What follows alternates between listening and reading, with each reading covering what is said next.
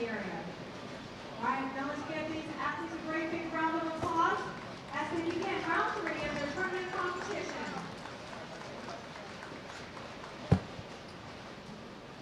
Athletes, your arrows are up. You begin your tournament play. Good luck and good scoring.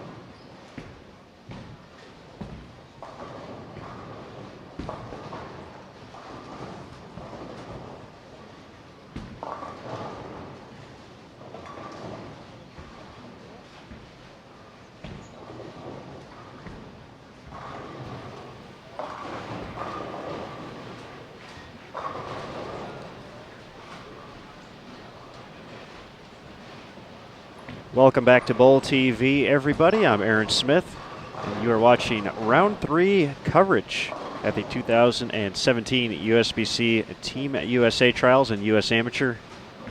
Brought to you by Logo Infusion and Hager Clothing, proud sponsors of the Team USA and Junior Team USA programs. This is game 1 of 6 for Round 3 for the men, competing on the 45-foot Rome condition. We got to see the ladies compete a little bit earlier today. And we're actually seeing a different conditioner used. That's the only difference between the two patterns. At least looking at the big numbers, the distance, the volume. The same 45 feet, 27.445 mils for the volume. But we're using ice. For the guys, we used fire earlier in the day for the ladies. And boy, did we see some strikes, courtesy of Missy Parkin. Just probably one of the most awesome rounds. That's probably poor English, but but you can do that when you bowl that well. You can make up sentences as you go along. Missy went 362 over for 6 games with a 205 game. So that's pretty wacky stuff. 287, 256, 205, 279, 257, 278. We got to see game 5 here on Bowl TV. 1562 to take the overall lead here at Team Trials on the ladies' side. She's ahead of Kelly Kulick by 1 point.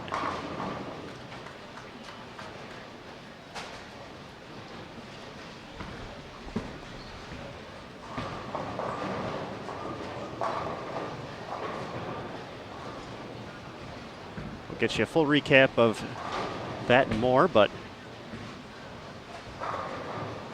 right now at Sunset Station's Strike Zone Bowling Center.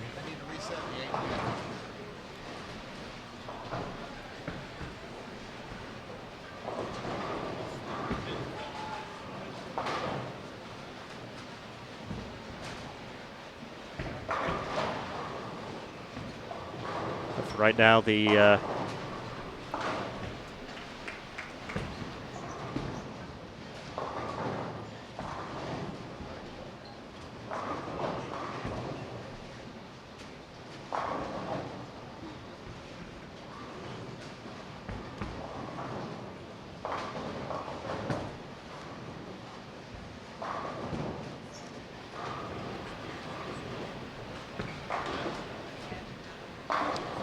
as we start men's competition here, we get to see one of our tournament leaders so far through 2 rounds, Matt Russo. A two-hander who attacks the lanes from the left side is on 53 and 54. There's not Daniel Bolin, though. That's Daniel Bolin, fortunately starting the day with a split. You see Matt walking into the screen right now. He'll be up on 53. 12 points through 2 days. He's tied with Jacob Buttriff for the top spot. Russo earned a spot on Junior Team USA for the first time in 2016 here at Team Trials, looking for a repeat performance and maybe that first bid to the adult team if he can keep it going. Also on 53 and 54, we have Matthew Farber, a past Junior Team USA member, Igar Rodriguez, Daniel Bolin, and Jacob Dunham.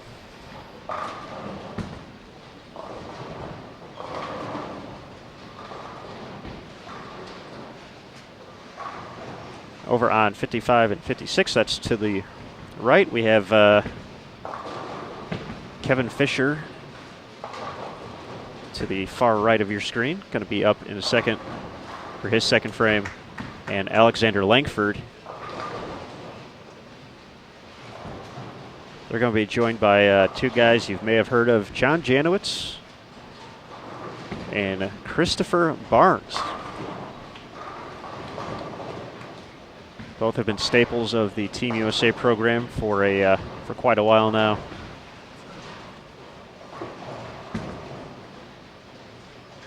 Their accomplishments a mile long.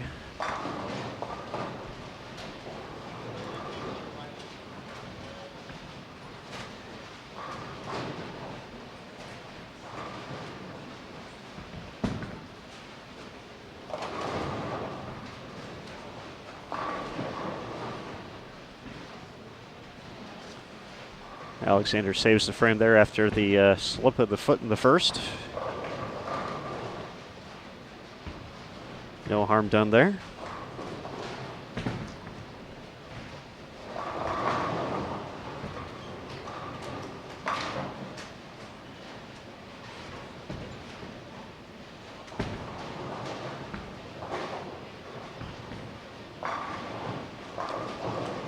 As we mentioned, the overall standings, Russo is tied with Jacob Buttriff, sitting in third overall. A.J. Johnson with 20 ranking points.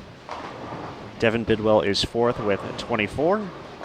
Brian Halen fifth with 25. Andrew Kane, who led Thursday's round, sits sixth with 28 points. Perry Crowell, the fourth, 33 points. Marshall Kent in eighth with 35 points. Thomas McNeil, 37 points. And Nick Crummell rounds out the top 10 with 44 points.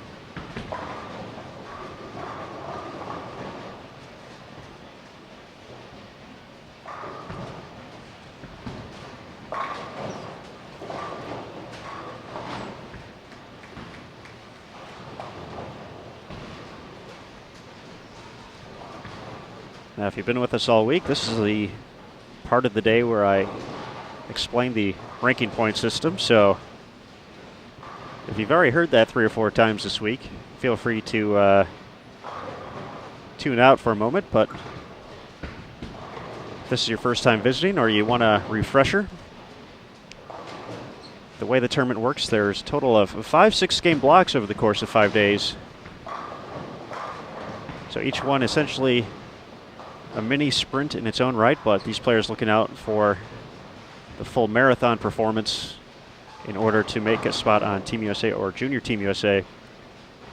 So the way the ranking points work, as we mentioned, Matt Russo had 12. The first day of competition, he finished 8th overall, so he received 8 ranking points. Yesterday, he finished 4th. So that gave him 4 points. 8 plus 4, that gives you 12. So it works that way each day. So wherever you finish in the standings, that's how many points you get. At the end of the week, you want the lowest possible total in hopes of earning a spot on Team USA or Junior Team USA. Whoever in the field has the lowest point total at the end of the week not only earns an automatic spot on Team USA, they'll also represent the red, white, and blue at the World Cup in 2017 being held in Hermosillo, Mexico.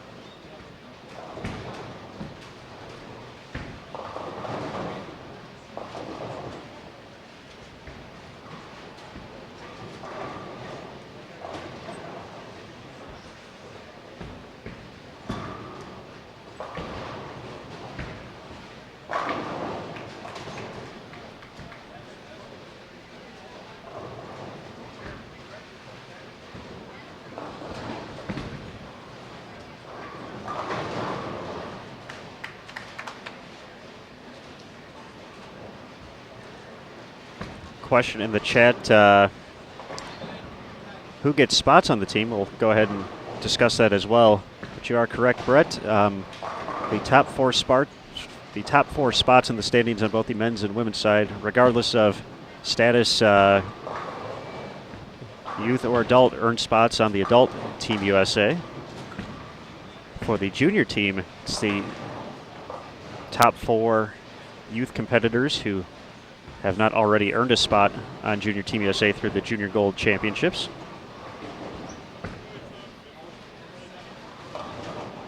But there are more spots to be gained throughout the week. For the adult team, minimum of 12 will be selected. So we got the 4 automatic spots.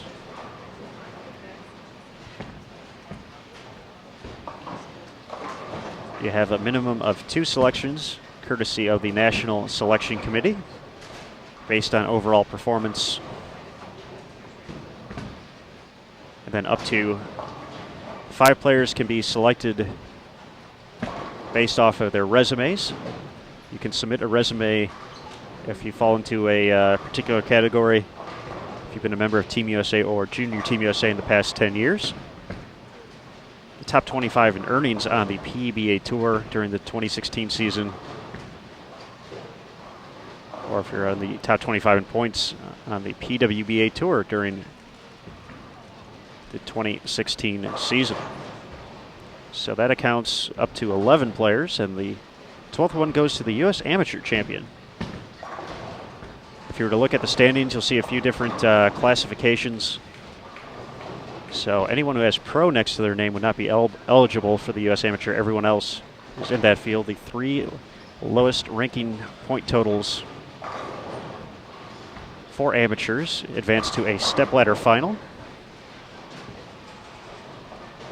which will take place Sunday, 10:30 p.m. Eastern, 7:30 local time here in Henderson.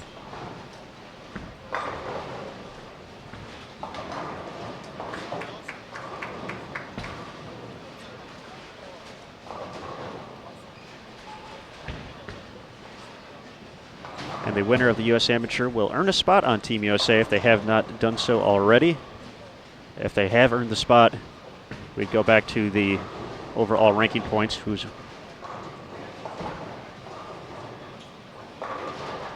whoever was 5th would then get the spot.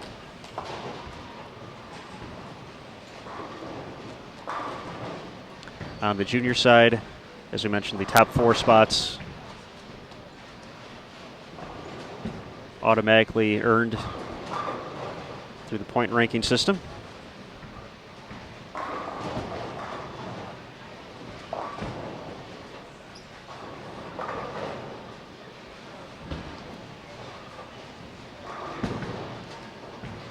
Two selections from the National Selection Committee, and then the other 6 spots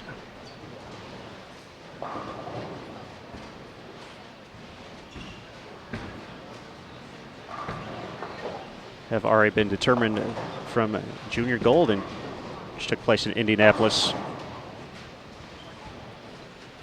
in 2016. So that's how Team USA and Junior Team USA will be made up for 2017. Hello to Mike Flanagan out there.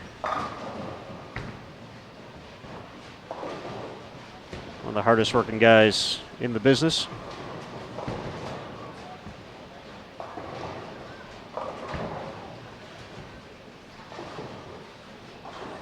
Well, thanks for joining, Michael.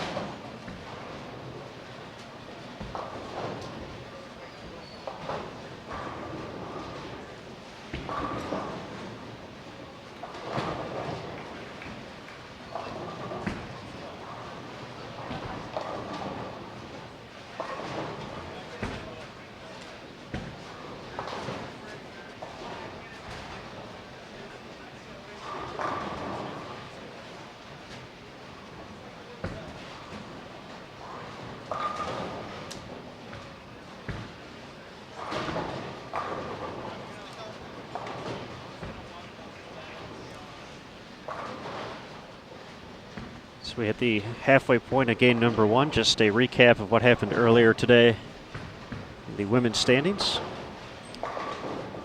For the daily results, Missy Parkin once again put on a show for the ages. 15.62, averaged more than 260 for her 6 games. Sitting second was Stephanie Zavala from Downey, California, 14.59. Brianna Cote finished third. She's had 2 nice days in a row. 13.80, so definitely some disparity between the scores at the top. Leanne Vassbinder from Winter Park, Florida, gave us some excitement on Bowl TV, starting with the front 10 before Pocket 710 ended her run. She finished 4th overall, 13.46. Rounding out the top 5, Kelly Kulik. You may have heard of her, 13.40. So there's your top 5. When we look at the overall points, Missy Parkin, back-to-back first place finishes after ending day 1 in 15th, has 17 total points. Kelly Kulik 1 point behind at 18. Cindy Brummett, our day 1 leader, at 25 points. And then Cote and Zavala tied for 4th with 31. We mentioned the U.S. Amateur top 3 through 3 rounds. Brummett would be first, Zavala second, and then we go to Brianna Clemmer as the third. Brianna in 7th place overall with 35 points.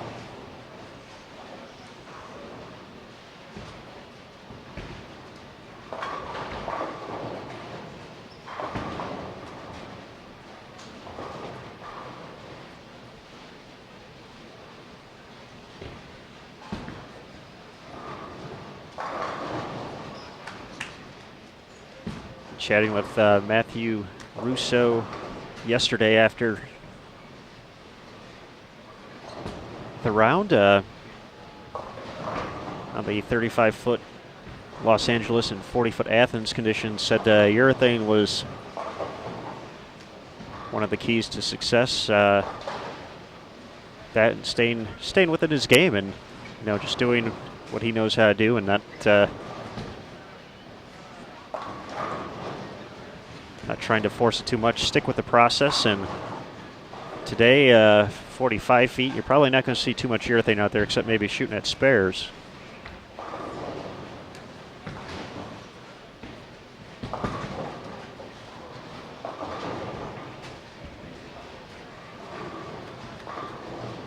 But Russo off to a fairly strong start.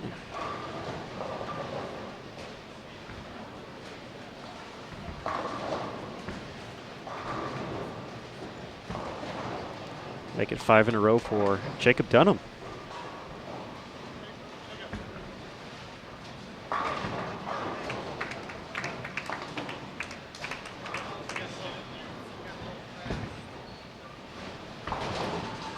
Double J, John Janowitz with the washout conversion, but not the start he was hoping for here in the early going.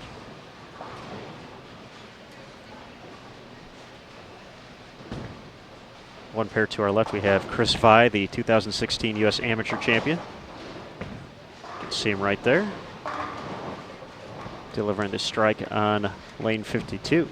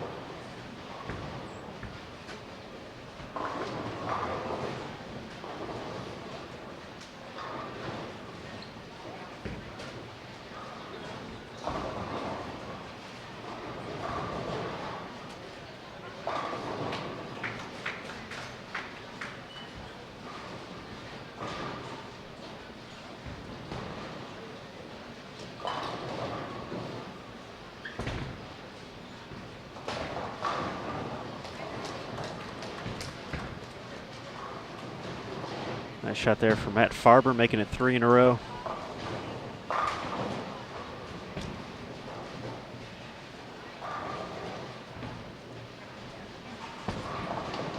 Spent some time on Junior Team USA.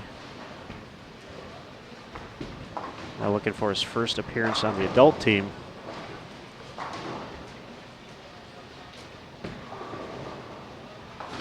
As Daniel Bolin might have found something there after a few early splits. Gets his first double.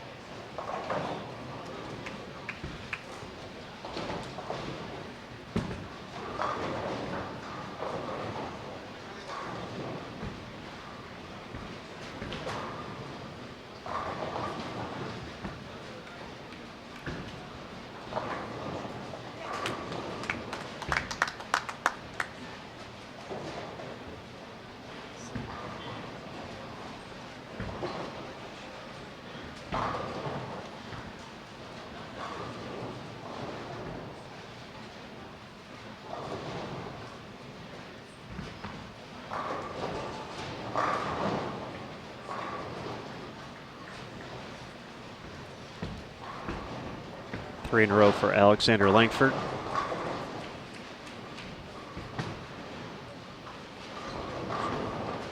Bounce back after the split in frame number 5.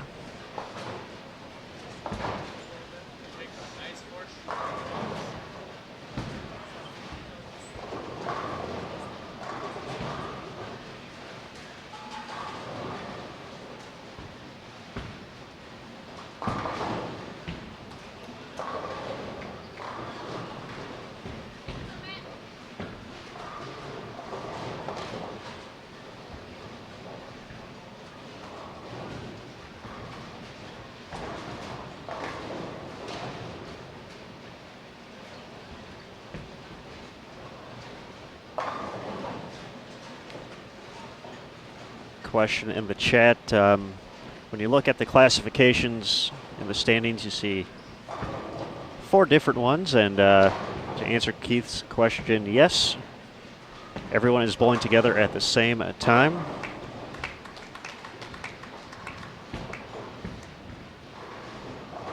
Someone has pro next to their name. It stands for professional. They are only eligible to make Team USA. If they have AM next to their name, that's amateur.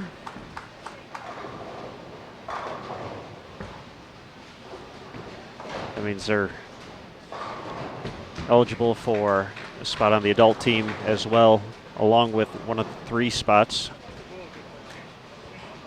not 5, in the U.S. Amateur Stepladder Finals. JR stands for Junior Team USA, meaning those players have already earned a spot on the 2017 junior team through Junior Gold, so they can still make the adult team if they finish in the top 4, get selected, or win the U.S. Amateur.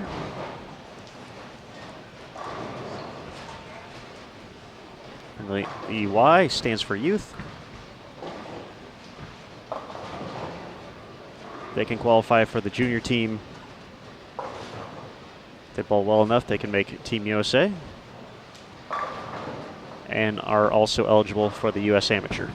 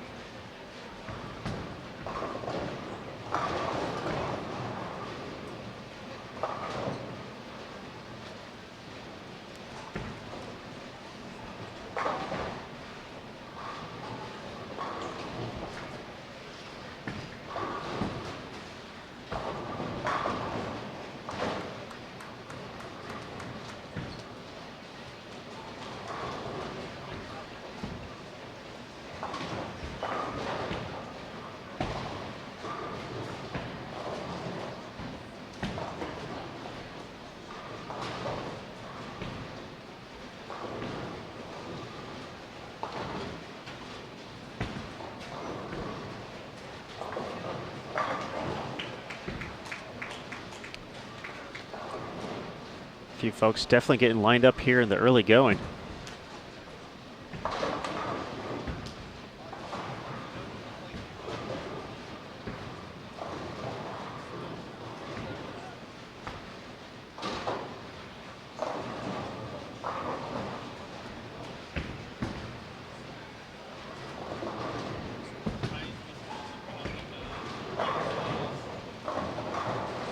Russo, Dunham, and Farber on 53 and 54.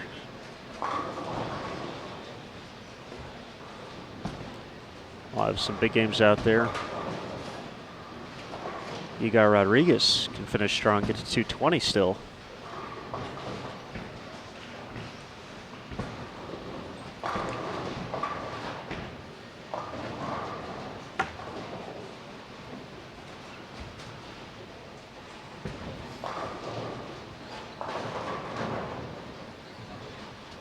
.174 for Janowitz.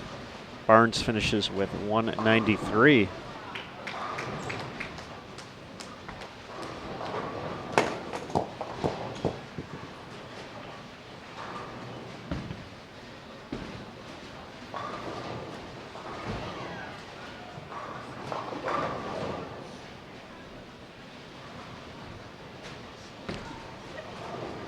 question in the chat about Willie rushing, who's one pair to the right.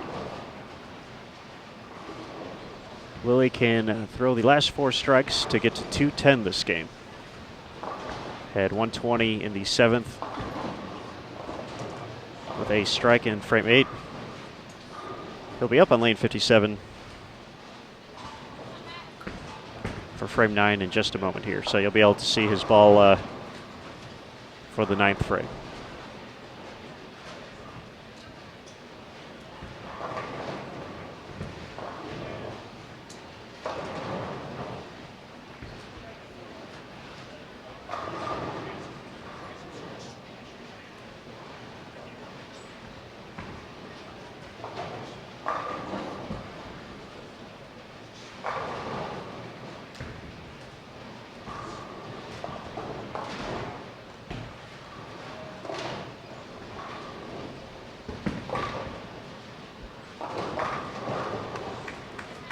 Foundation frame for Russo there, no doubter.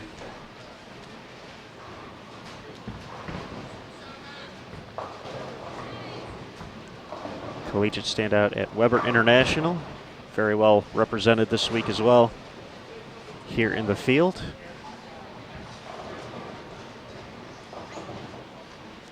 Let's see, asking for a Chris Vi update, 1 pair to our left. Chris is getting ready to step up in the 9th frame, working on 4 in a row. He can max out at 268 still.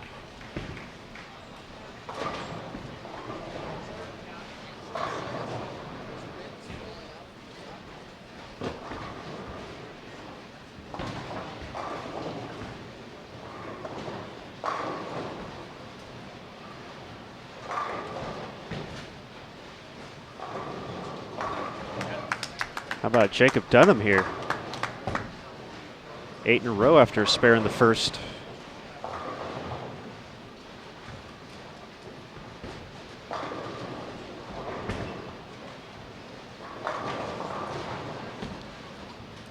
Nice finish there for Alexander Langford.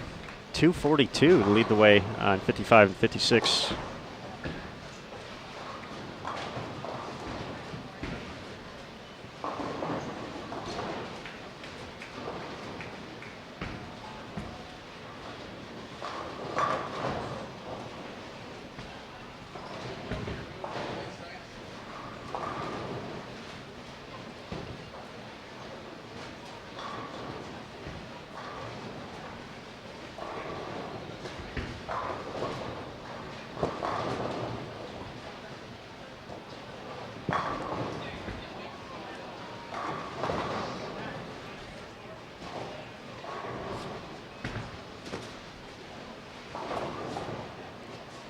Andrew Lazarchik update.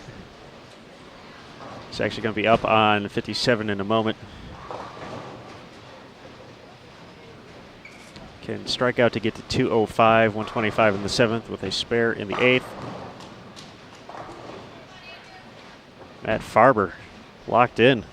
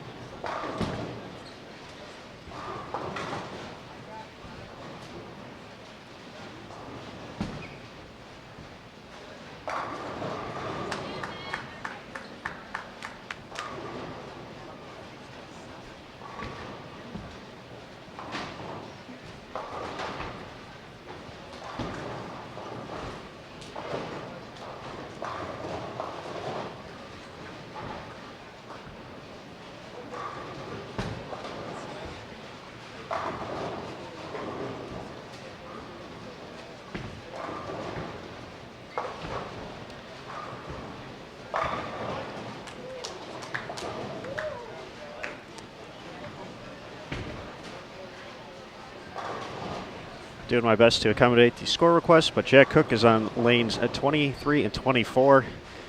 Unfortunately, being on 53 through 56. Already wearing glasses, so. And even as strong as they are, we unfortunately won't know Jack's score until we get an update through one, so can't get that one. If they're close to our feature pairs, we'll do our best, but you can check out the lane assignments and more by visiting bowl.com/Team USA Trials. There's also a link in the description below the video here on YouTube. That second paragraph, to follow the results and more, visit. And then we got the link, you can do that.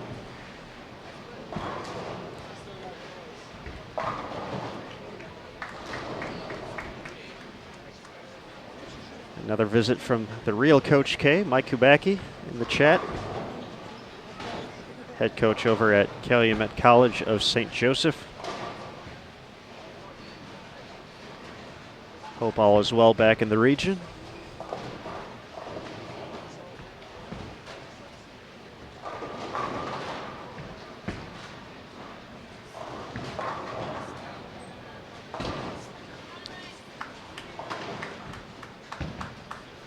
The solid head pin for 267, Matt Russo. Doesn't look like he's slowing down any here. Matt Farber, great finish to get to 248.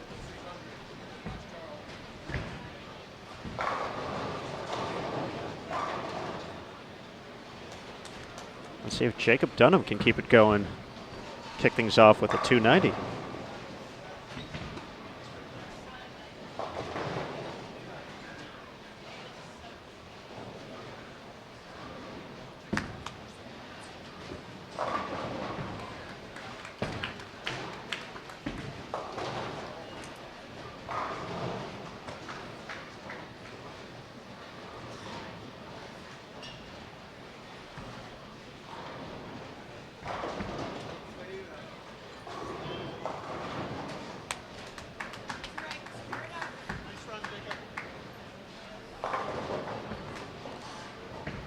Jacob does not get that one to push there, but leaves himself a makeable 3-6. Can convert and strike for 268 to lead the pair. Duran Booker, one pair to our right. It's going to be in the 260s as well, so some big totals out of the gates here on Rome.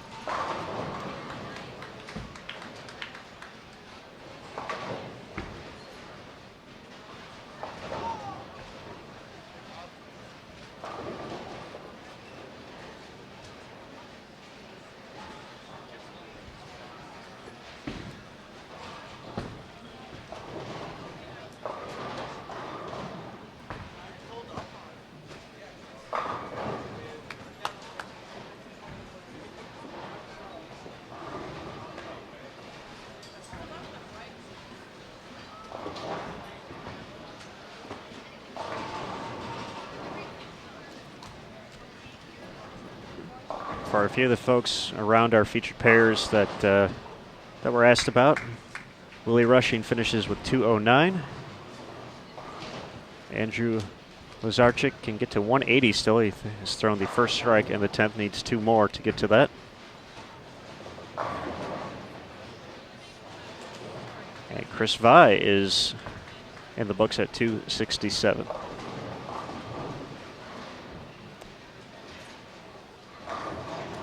Looks like AJ Chapman with 278 out of the gates.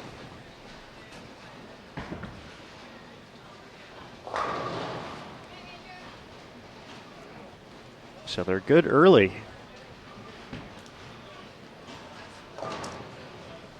Here in round 3. Still got 5 games to go.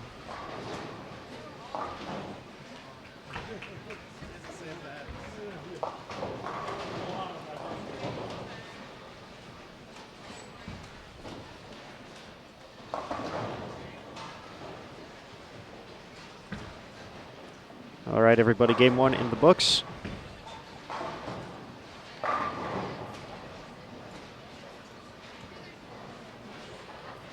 Game 2 coming up next here on Bowl TV, so don't go too far. We are at Sunset Station's Strike Zone Bowling Center for the 2017 USBC Team USA Trials and US Amateur. So big thanks to Logo Infusion and Hager Clothing for their continued support of the Team USA and Junior Team USA program.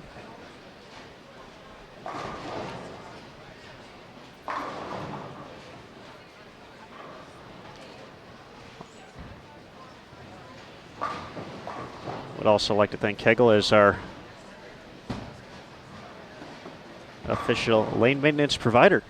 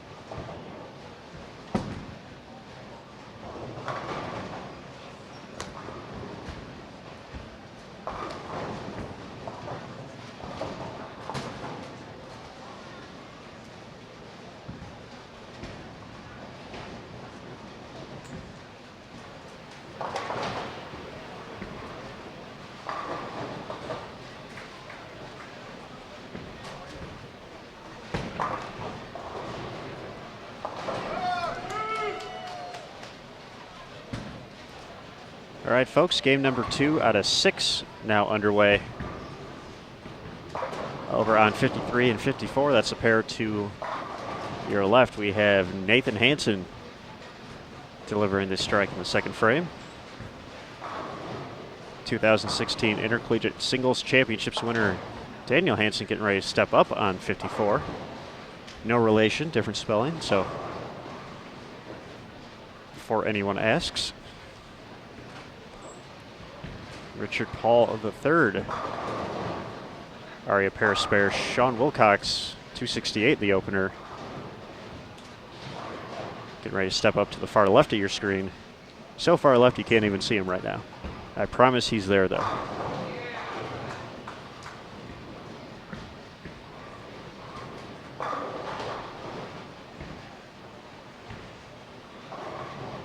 The fifth on 53 and 54 is Brent Boho, who we got to see yesterday. Brent, a two-hander who has a unique approach. Gets down pretty low in the initial response, but gets the line smoothly and cleanly and threw a lot of strikes. So we'll see if he can have a repeat performance today.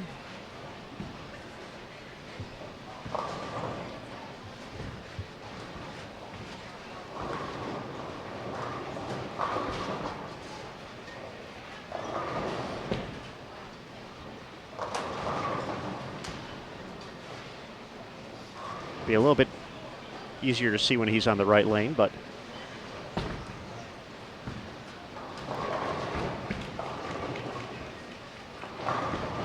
got to see a lot of that yesterday. Brent attends St. Ambrose University.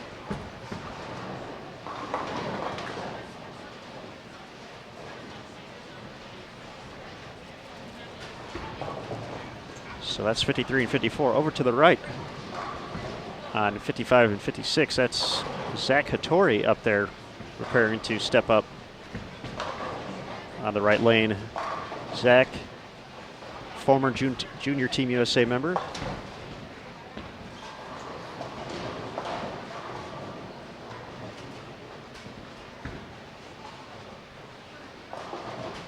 Made a run last year, had a rough final day, looking to bounce back in 2017. Minus 35 after one, but looking to quickly erase that.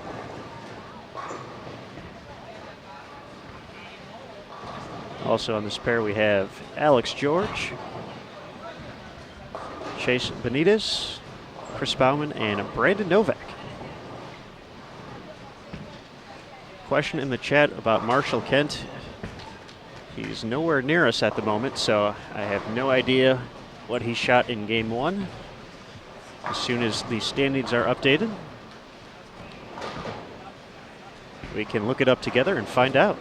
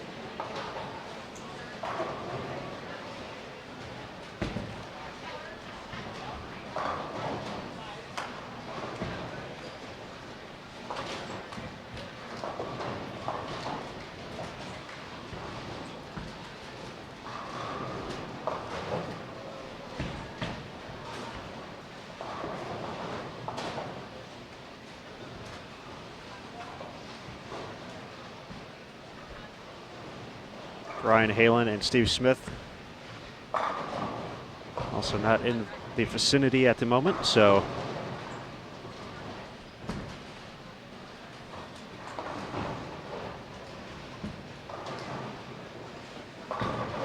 can't help you guys on that either. Many apologies for that.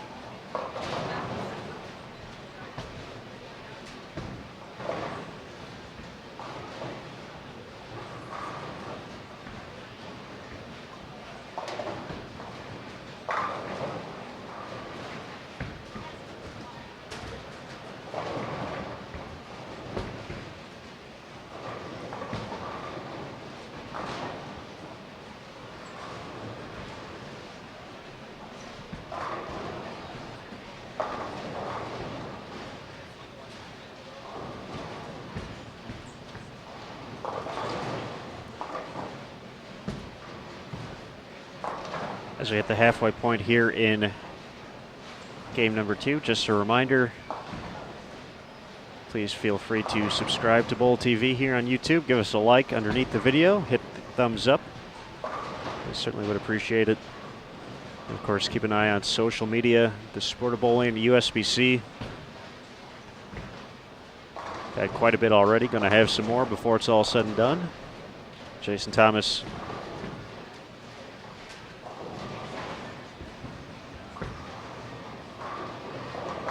running all across the 72-lane center, getting video. A lot of cool stuff already through the first 2 rounds. Most recently, a quick interview with Missy Parkin.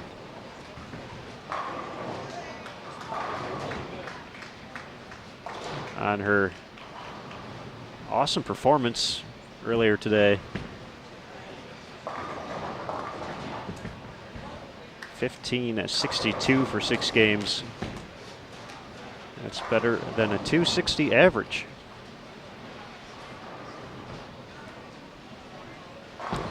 We're also on Twitter at USBC. And then at the end of the night, Bowl.com will have a recap story on all the excitement. Of course, that's where you can find everything for Team USA Trials. Bowl.com/Team USA Trials. Or if you don't want to type all that in, just Bowl.com, click on the Tournaments tab up at the top of the page. And you can select Team USA Trials from there.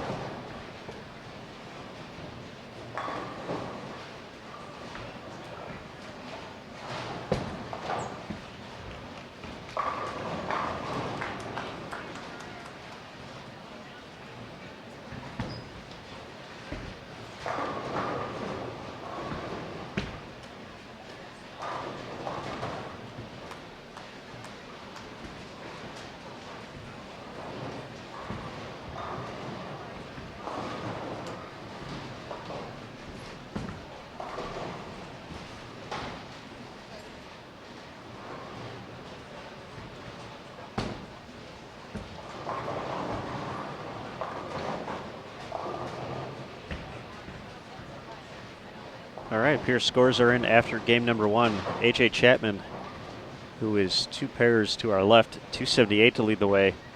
Ryan Burgett, 269. Sean Wilcox, 268. Handful of players at 267. Deron Booker, Matt Russo, and Chris Fye. Kenny Ryan, 266. Ken Ayasi Fong, 264. Andrew Kane, Andrew Anderson, and Ryan Dudley, all at 258. Devin Bidwell, 257. Jacob Dunham, who we had here, 256. Darren Tang, 256. Gregory Young, 256. Jack Cook, 253. I know someone was asking about him. Ryan Mooney, 253.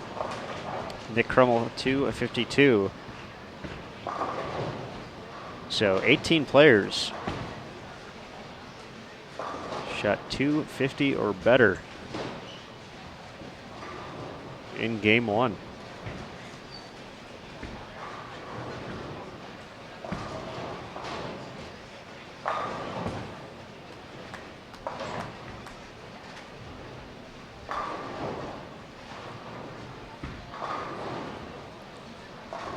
If you'd like to see all the results and find your favorite player, go ahead and scroll down a little bit.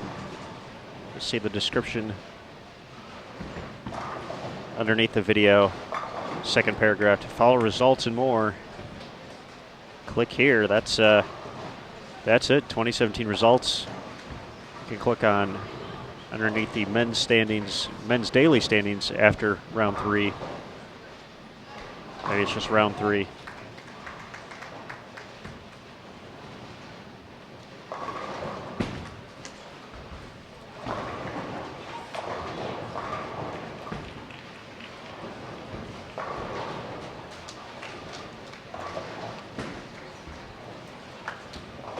And then you'll be good to go.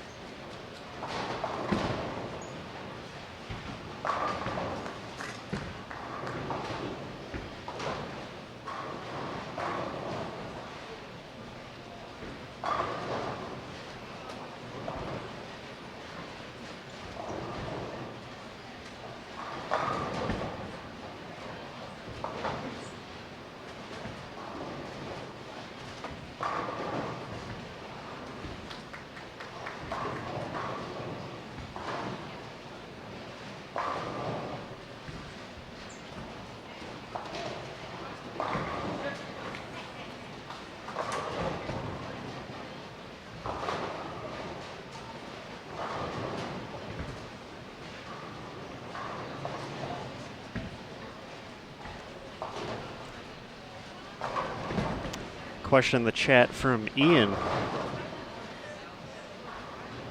Although I did not get to chat with Missy, Jason Thomas did, and there's actually a video up on the Sport of Bowling USBC Facebook page with that complete interview. So Jason asked her just a few quick questions, so you can check out Missy's responses right on there.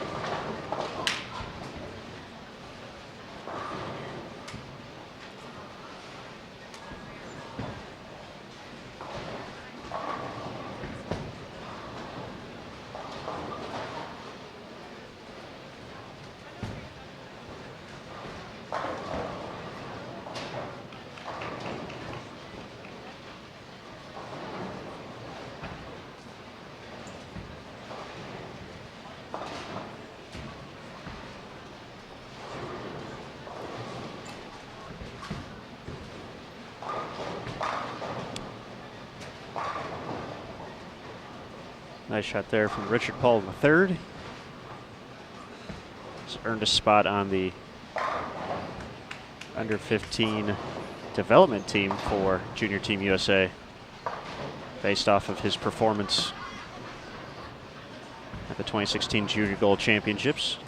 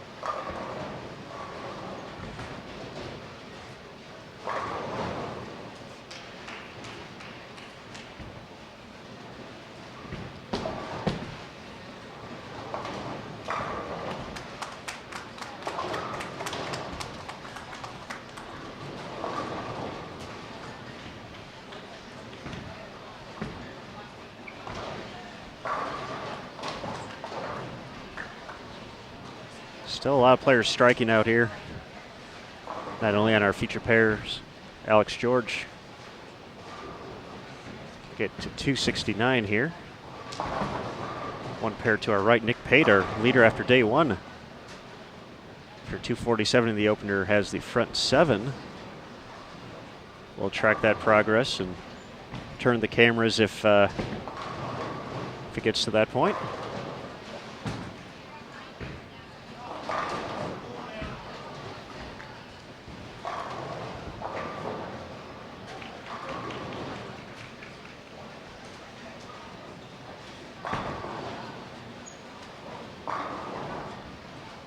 After two early opens, A.J. Chapman has connected for 6 strikes in a row.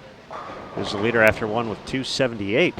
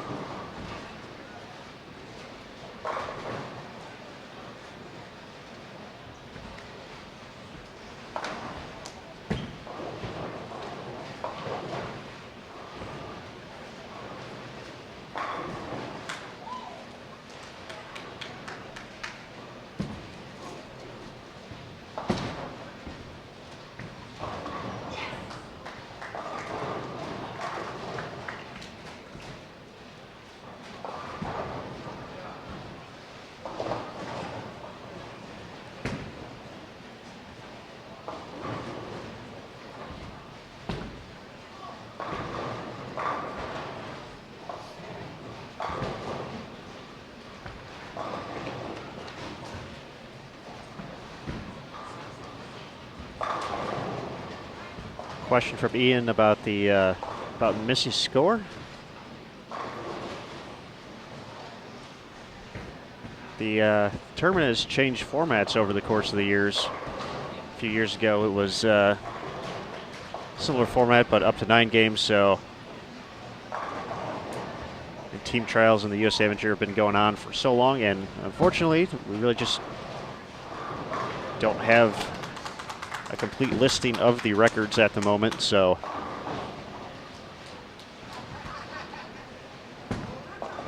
we certainly hope to get those compiled.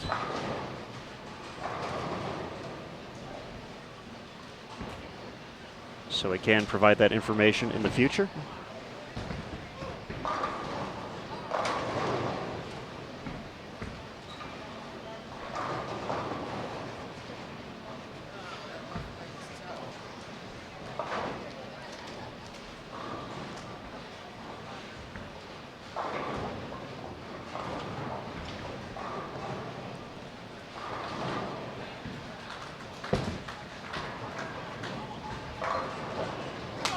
Nice shot there by Chris.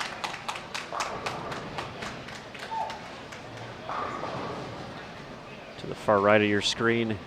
One more gets him to 205.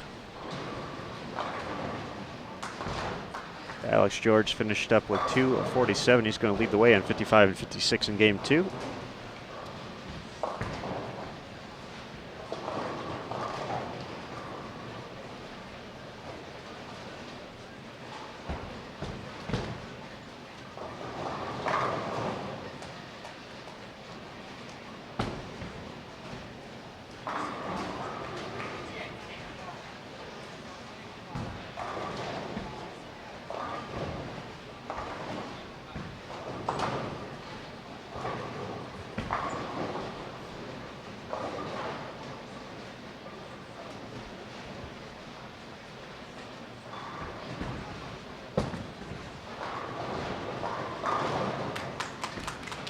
Chris finishes up 205. Chase looking to match the effort, get one more to get to 204. 3 splits for Brandon Novak. He's looking to salvage 190 here.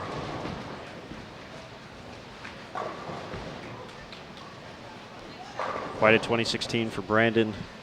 All events eagle at the USBC Open Championships in Reno, Nevada. Some success at the World Series of Bowling.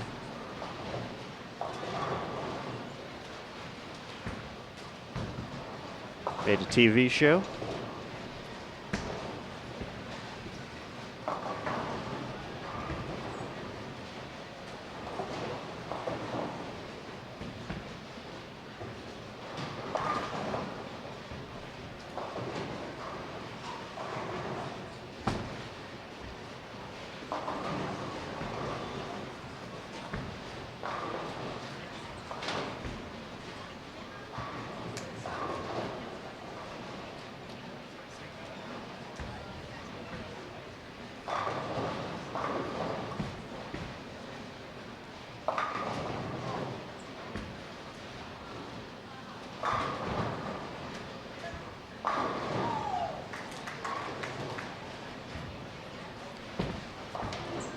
AJ Chapman's going to go 278, possibly 258 here in game 2.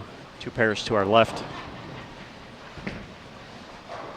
Started off with open and hasn't missed since.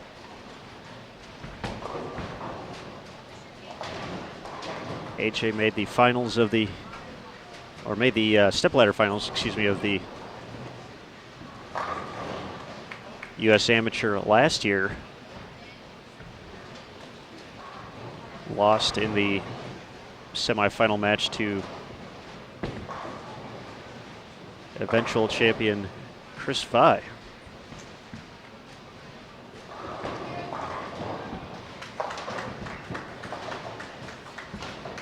So it looks like plus 136 through 2 for AJ Chapman.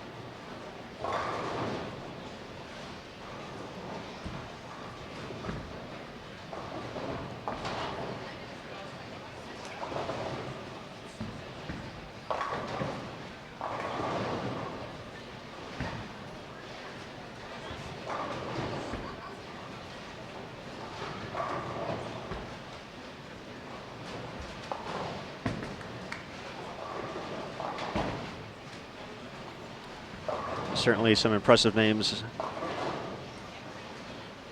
on that list there, Ian. Those are the all-time top 6 game scores. We did check those as well, just to see. You never know. Did see that Missy just missed that top 5.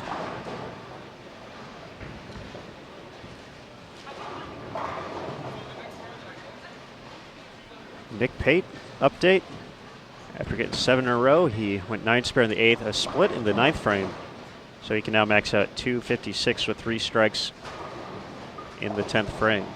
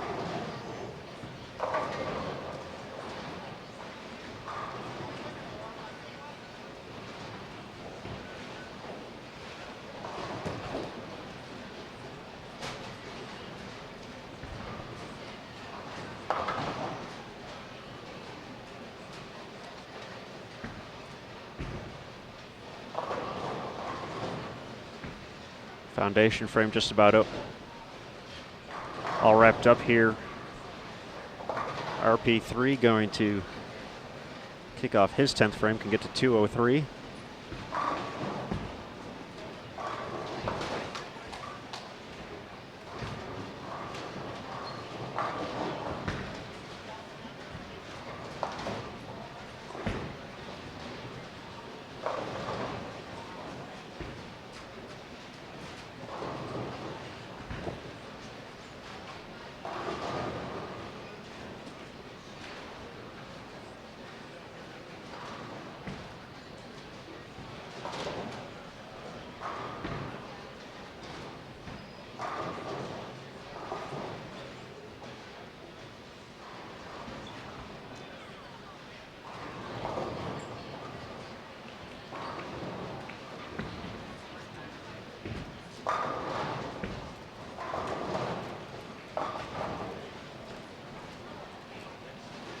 Question from Sawyer, can I see Billy Goodman score? Yes, I can. Wish it was a little bit higher, but 176 appears to be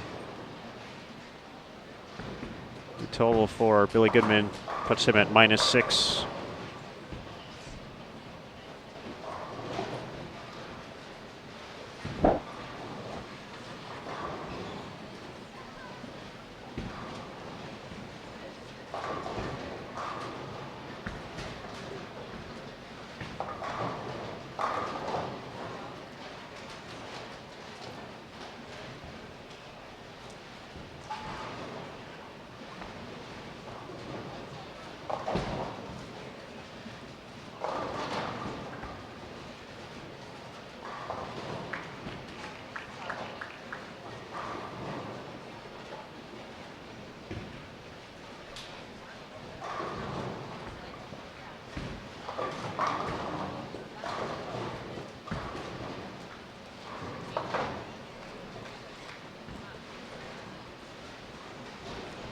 This is the 10th frame, game number 2 of 6 in the 3rd round of men's qualifying at the 2017 USBC Team USA Trials and U.S. Amateur Championships.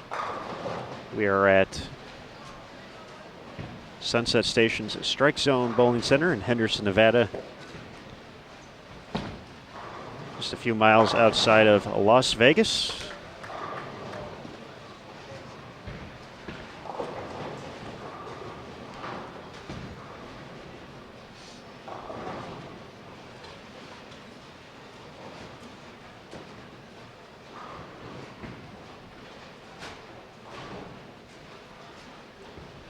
just going to move the camera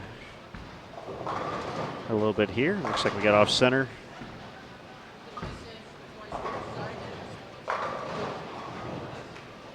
You'd be surprised how many folks end up bumping these tables throughout. So we got to make little adjustments there, but we'll make sure we get all that logo in the left-hand corner. Logo Infusion and Hager Clothing. Big thanks to them for being sponsors of the Team USA and Junior Team USA program.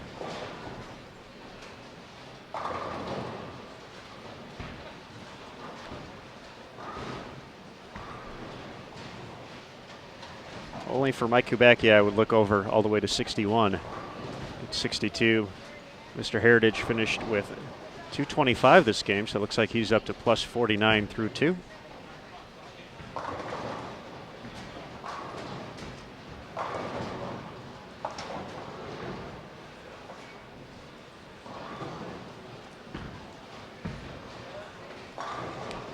Someone was asking about Nick Pate. He finished with 246, so pretty consistent so far. 247, 246 for him. That's 93 over. Sean Wilcox will get to 90 over at 2:22.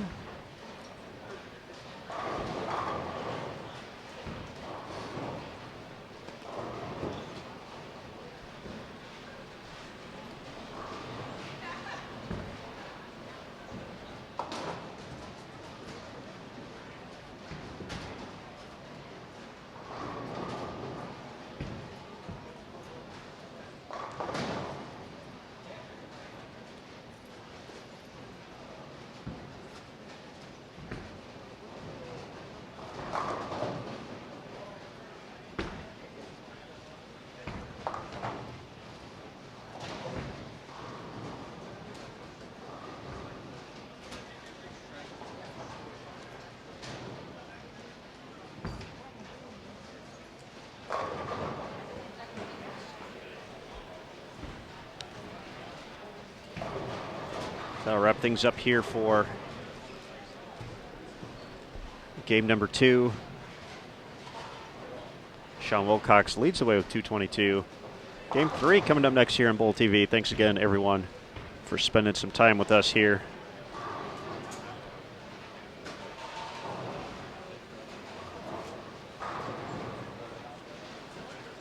We'll be back with game 3 in just a moment. Players moving around the center. Getting ready to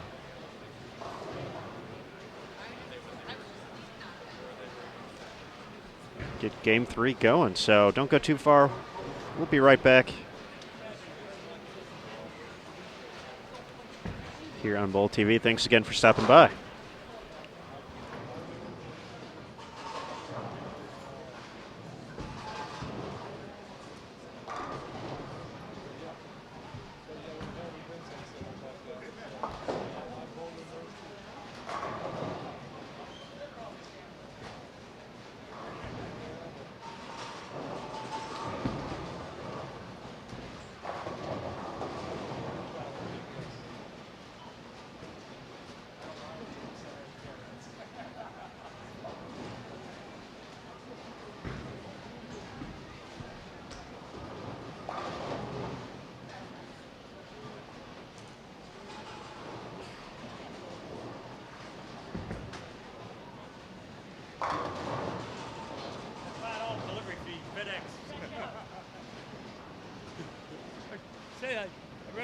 Run a FedEx system through here, and I get paid to make the balls move.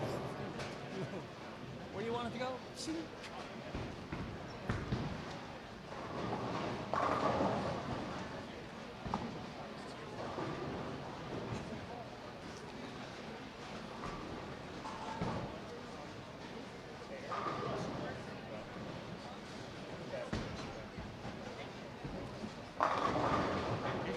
$10. I don't know.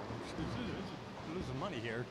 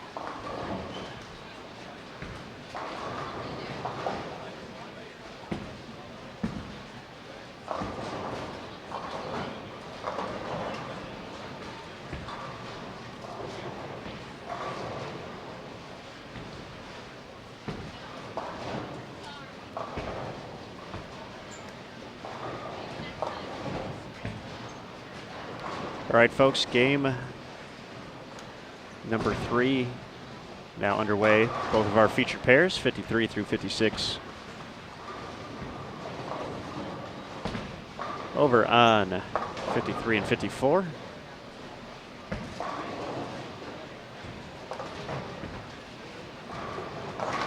We have Dakota Vostri, who took care of the washout there. Kyle Ortiz. Jacob Fukuyama. Kyle Kroll and TJ Rock. Looks like TJ's getting a pin respotted here.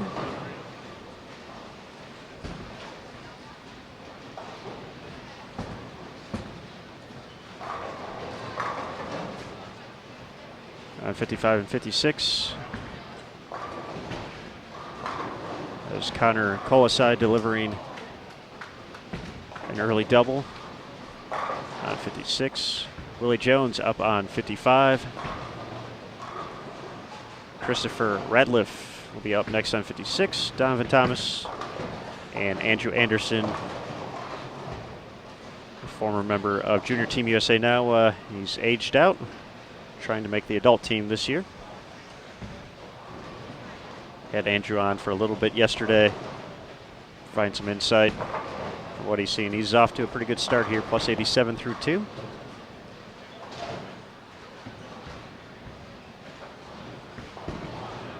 So he's the highest overall through 2 games on our 2 pairs.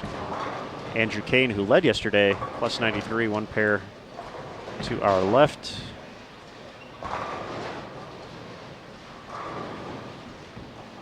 Jacob Buttriff, who was tied for the overall lead after 2 rounds with Matt Russo. This 1 pair to our right, along with Devin Bidwell. They were both near the top of the standings. Jacob, some struggles in the early going here. I shouldn't say struggles, but from what we've been seeing from him as of late, just plus 16 so far through 2 games.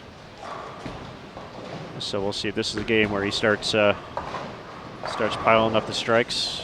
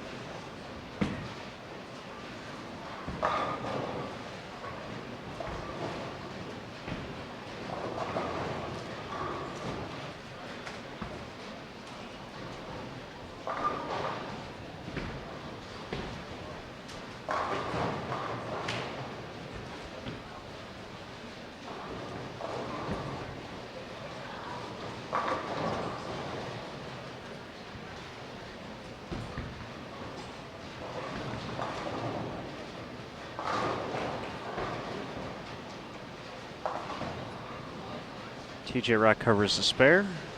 He's had some nice runs at junior gold in the past few years. The under 15 division. I believe not too far of a trip this week. Coming from the Las Vegas area.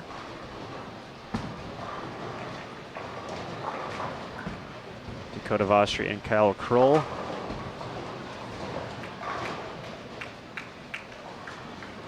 Both part of the USBC collegiate program. Dakota bowling for Robert Morris, Illinois. Kyle Kroll, St. Ambrose. So we've had St. Ambrose represented in back-to-back games. Brent Boho last game.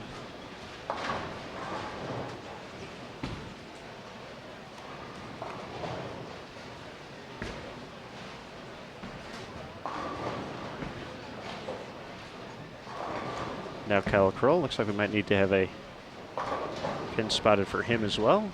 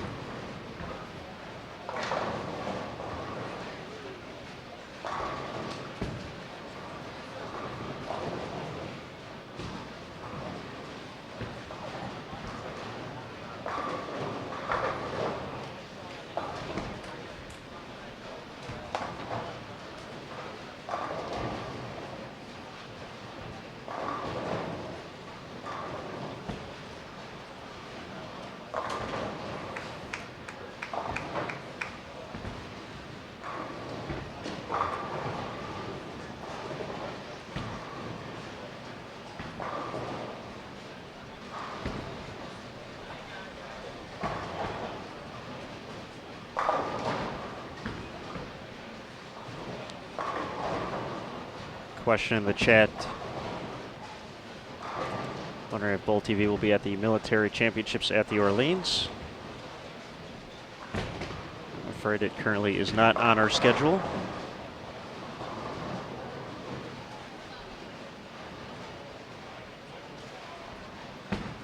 Looking some things up. It looked like good friends at Storm had presented that event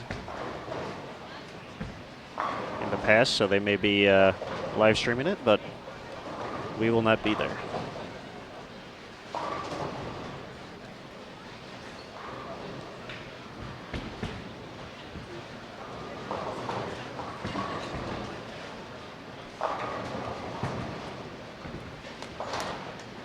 Dakota Vostri sending pins all over the place.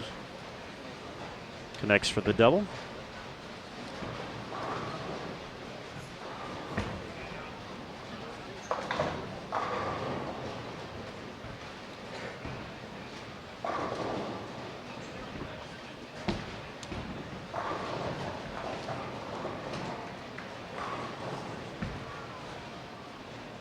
Score is now updated through 2 games. We mentioned A.J. Chapman got to plus 136, and that is enough to be the leader through 2 games. 536, very impressive. 278, 258 for A.J. Deron Booker, 509. Pete Virgos, 502. Hunter Kempton, 499. Andrew Kane, one pair to our left, 493. He's tied with Nick Pate, 493. Stephen Bodavinik, 492. Sean Wilcox and Kenny Ryan tied at 490. Ryan Mooney rounds out the top 10 at 489, just outside the top 10. Andrew Anderson, who's looking pretty good through 5 frames here, was tied for 11th at plus 87 with Jack Cook. You can find these standings and more at bull.com/Team USA Trials. If you don't want to type all that, you can just go to bull.com, click on the Tournaments tab up at the top, and find the Team USA Trials in that drop-down menu. From there, when you get to the page, you'll see a picture of Marshall Kent and Danielle McEwen. Say 2017 results right there. Go ahead, click on that. You'll find all the standings you need and more.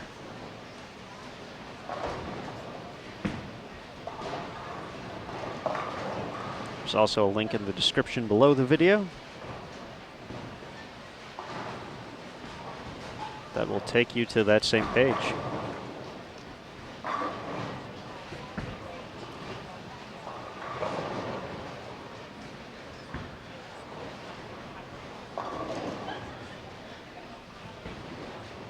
So with all that information, we'll take a look at the overall standings. If everyone held pat in the standings, Andrew Kane would be your new leader. Member of Team USA in 2016. Sitting at 33 points at the moment. He's actually struck on his first 6 shots, so an opportunity for improvement for Mr. Kane. Matt Russo tied for first after 2 days, currently in second with 36 points. Brian Halen, 42 points. Nick Pate, 52. And Stephen Bodavinik rounds out the top 5 at the moment with 57. Way too early to tell this block to see where we're going to end up, but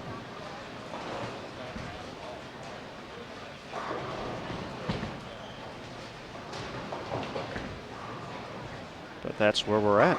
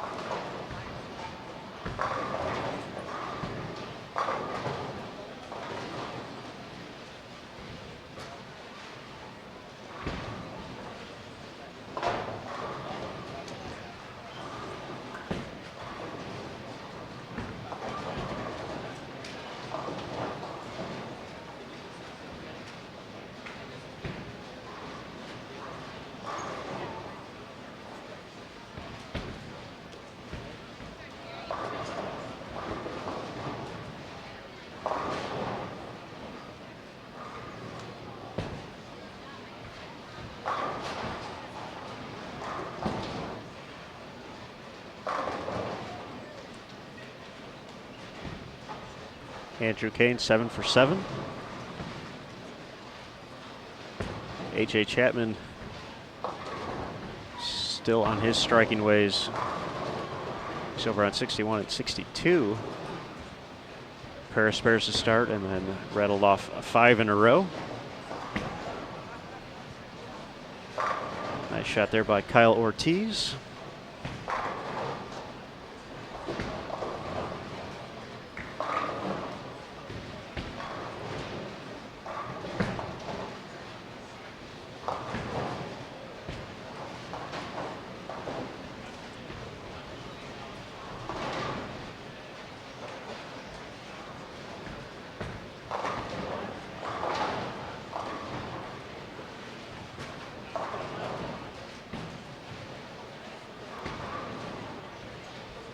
Dakota quickly sits down after a few of those pins awkwardly stood up for a while, but 4 in a row is 4 in a row.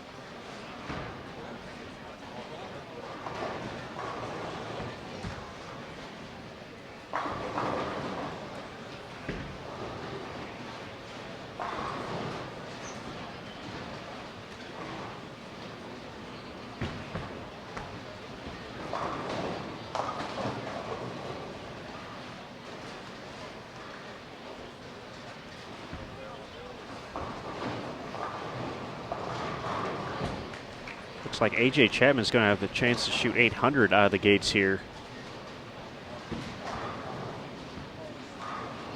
And shoot 279. 536 after 2.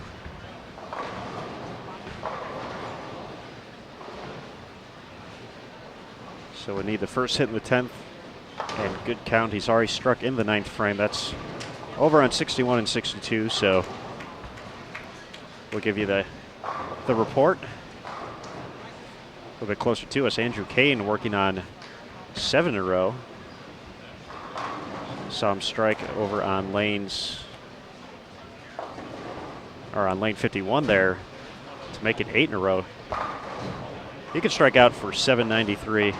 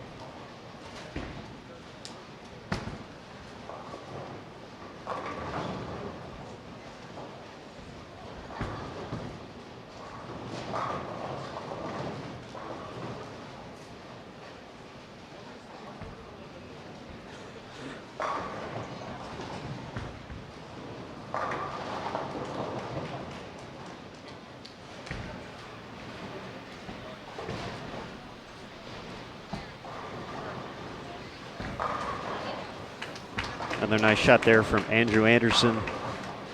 3 in a row. Already off to a strong start, looking to continue that. Ran into Jason Thomas, let him know that A.J. Chapman looking to connect for 800 out of the gates.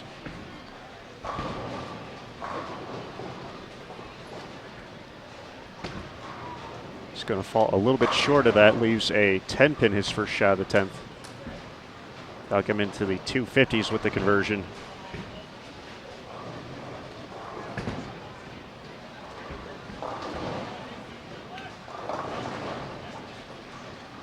Plus 190, still pretty good though.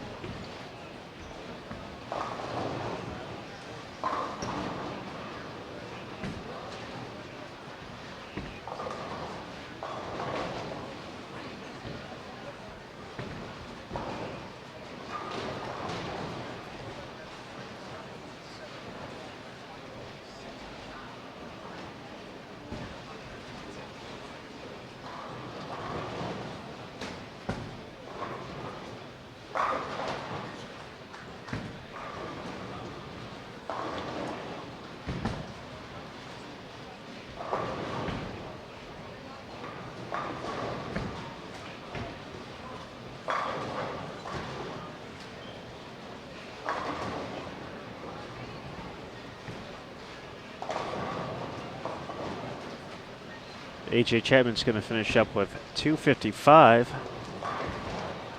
That'll get him to 791 for his first 3, so plus 191.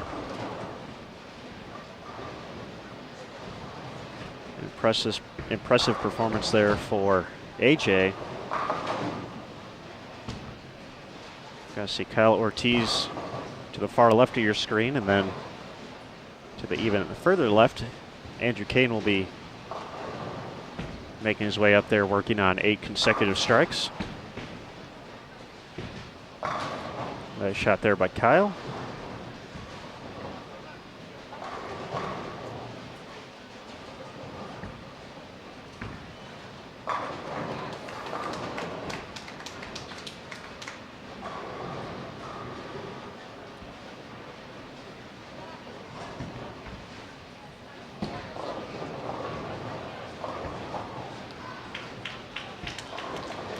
Kane unable to get that one all the way back, leaves the 3-pin.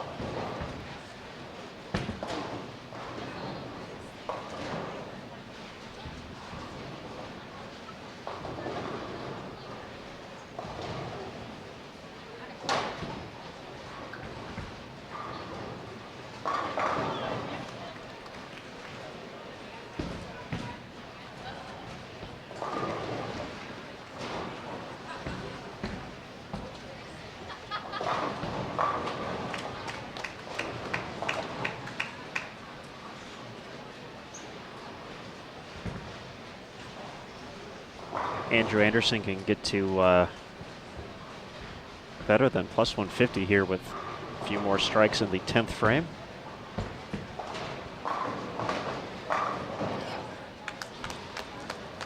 First double for Kyle Kroll to set up the 10th frame. 213 still out there.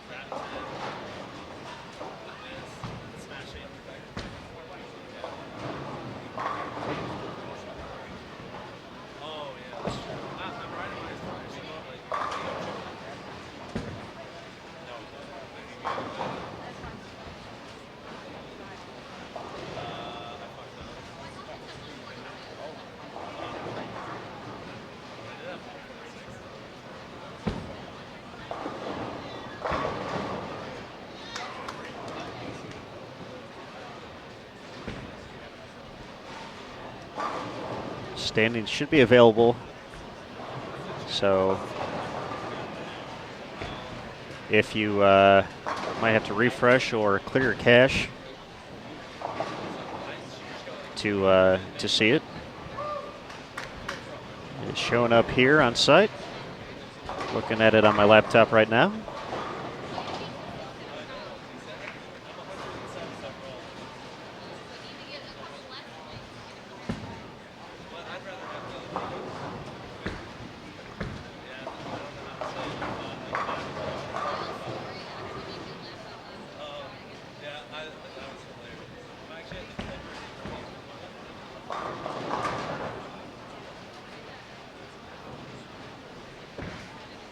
Andrew Kane finishes with 264, so that'll give him to plus 157.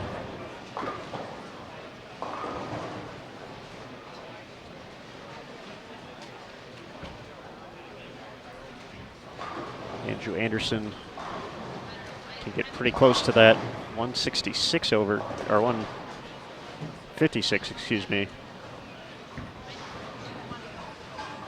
He's able to deliver all three in the 10th.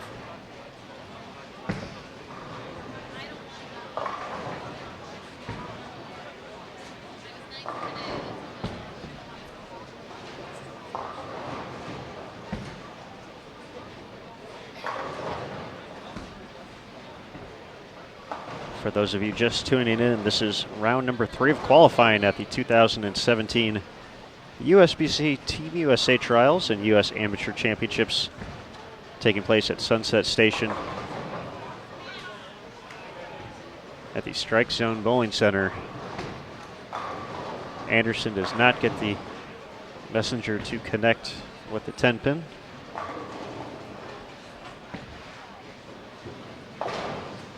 He's going to drop his max down to 248. This is the end of game 3. We're bowling a total of 6 overall for this block, and every block throughout the course of the event, which ends on Sunday. The goals here pretty simple. Folks are wanting to earn a spot on Team USA or Junior Team USA for 2017. Also at stake, the U.S. Amateur Championship.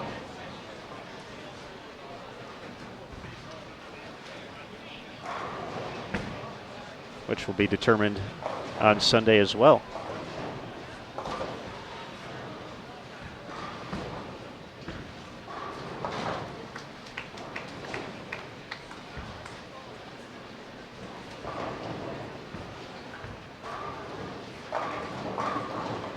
.223 for Vostri. Looking a little bit closer to plus.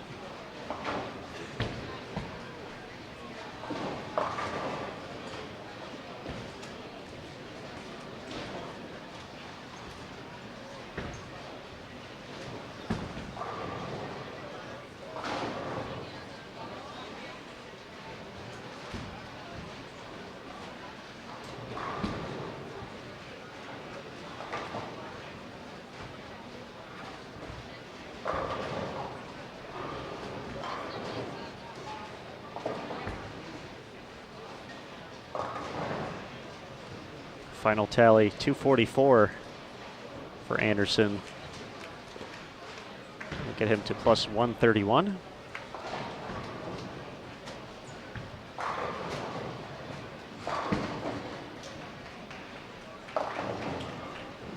So he's looking pretty solid here through 3 games.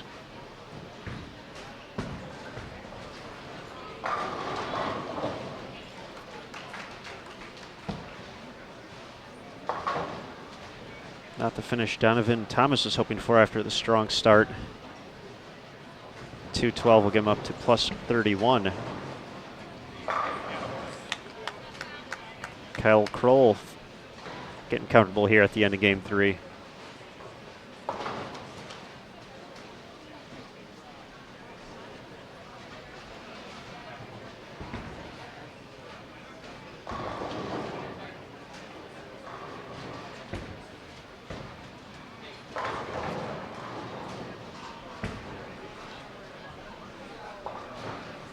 Four in a row for Connor Colaside on the far right of your screen. He can still shoot 235. That'll get him to plus 52.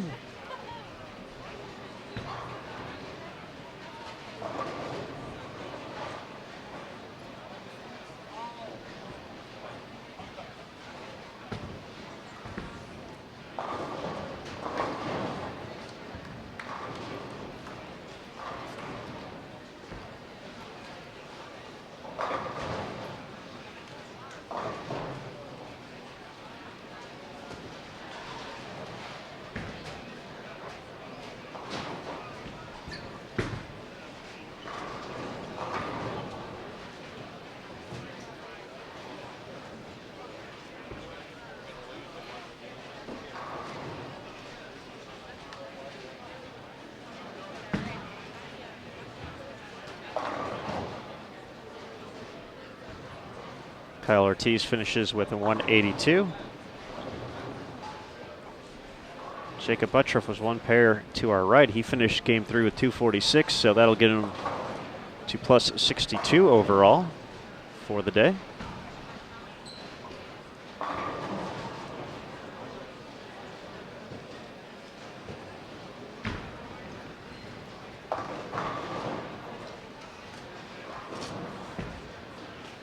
.197 for Kyle Kroll.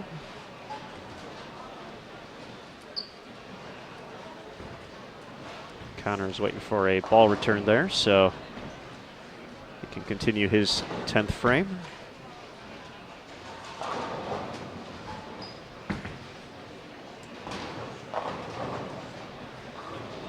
Jacob gets the first hit in the 10th, 226 his max.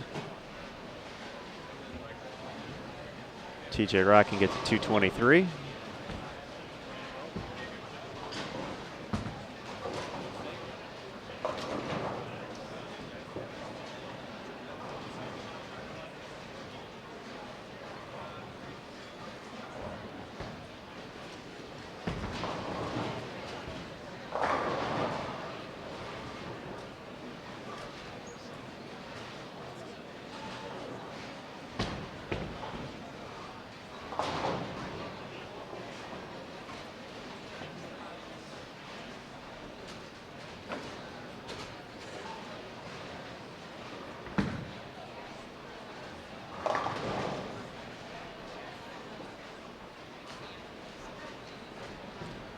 Looks like Chris Ratliff will have the opportunity to close things up here for game 3.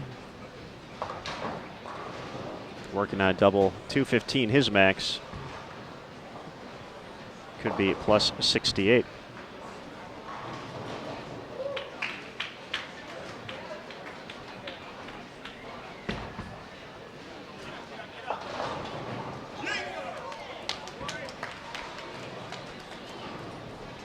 TJ connects for the double in the 10th. Going to be in the 220s with good count.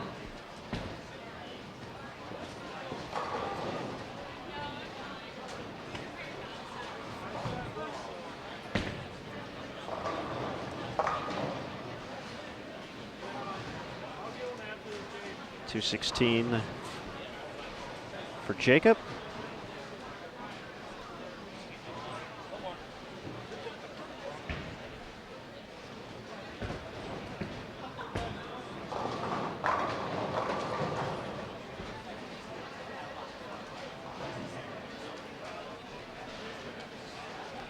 Chris Ratliff connects on the first. A lot of strikes here in the 10th frame. Nice finish there. TJ Rock 223.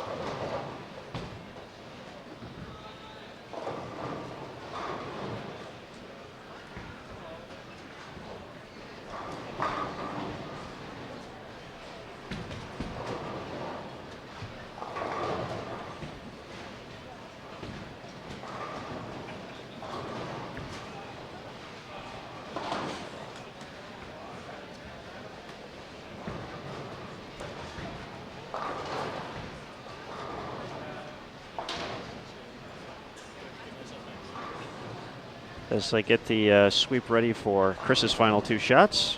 Just a reminder, game 4 coming up next year on Bull TV. Looks like we're just about ready on 53 and 54. Looks like Chris almost has a full set of pins here, so he can attempt to get to 215.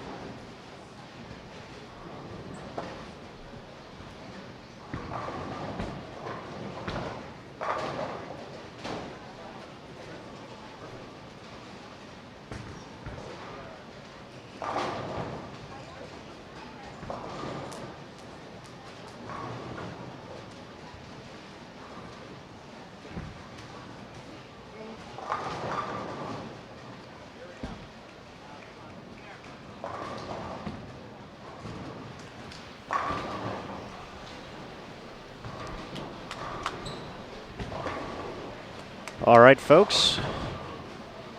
Game number 4 underway here in round number 3 at the 2017 USBC Team USA Trials. The women's block already in the book.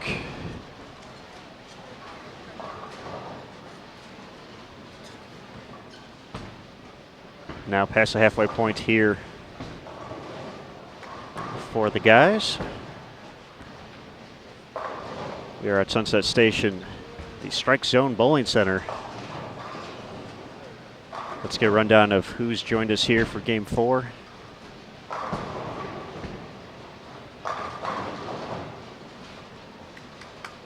Over on 53 and 54, we have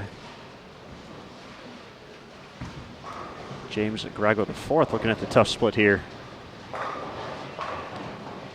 Mark Hugelmayer looking for the double. Michael Duran, Christopher Grimes, and Gregory Tack.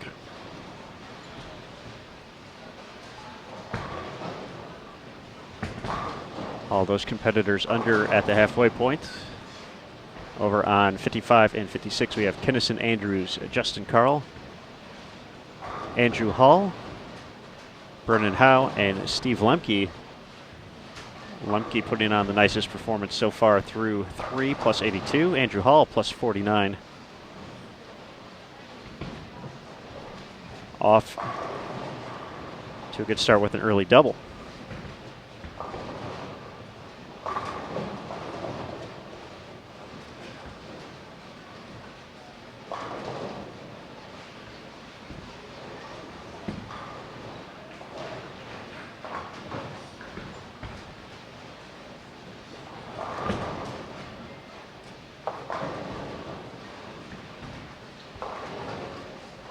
As soon as we get scores through 3, we'll let you know. AJ Chapman nearly eclipsed the 800 mark for his first 3 games here on the 45-foot Rome condition. Unofficially, I believe he was at 791, so there were a few folks who could have got to him if they shot pretty much 290 or 300, so as far as I know, haven't heard of any 300s yet on the men's side. So I guess AJ still leading after 3, but we'll wait for those to come in, and as soon as we have them, we will let you know.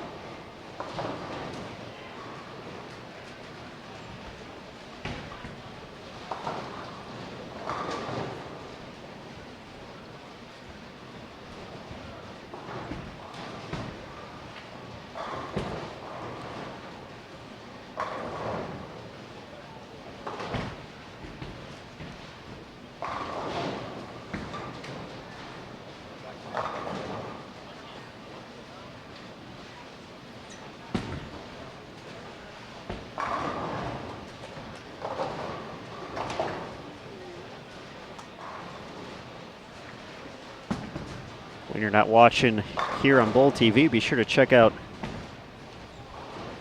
the official USBC Facebook page, The Sport of Bowling, USBC on Facebook. Jason Thomas putting together a lot of great stuff. Now he's working on a few things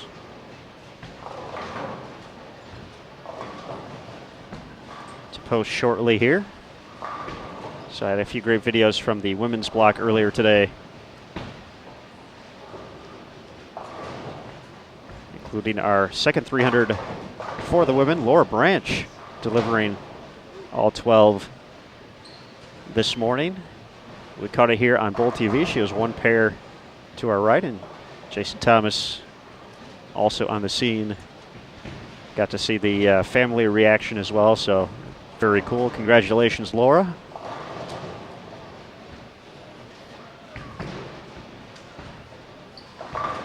Of course, at USBC, you can subscribe to Bowl TV as well, and give the page a like too.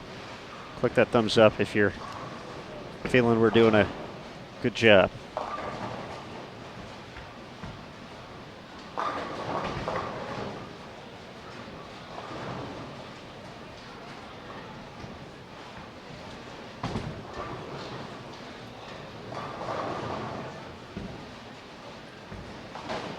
These are the final 3 games we'll see today.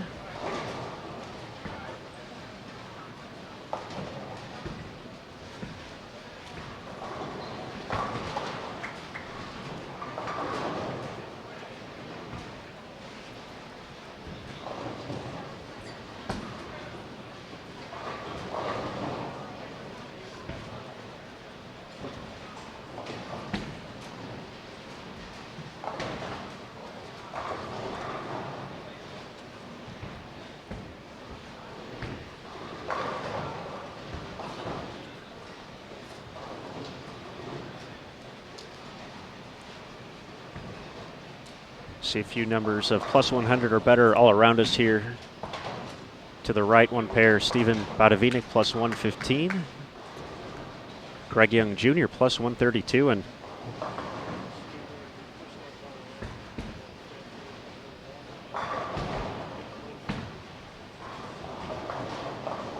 looks like Nick Crummell at plus 111, a little bit further to our left.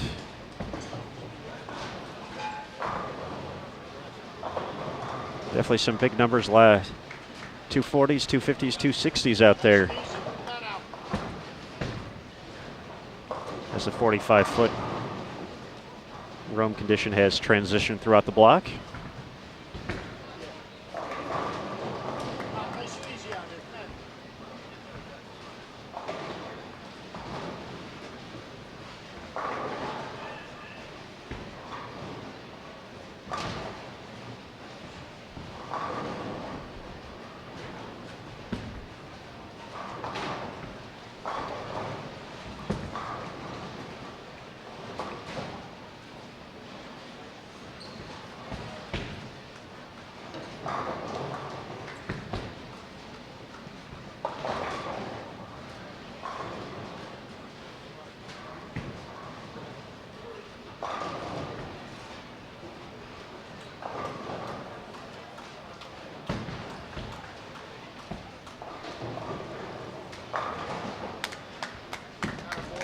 Nice shot there by Justin Carl.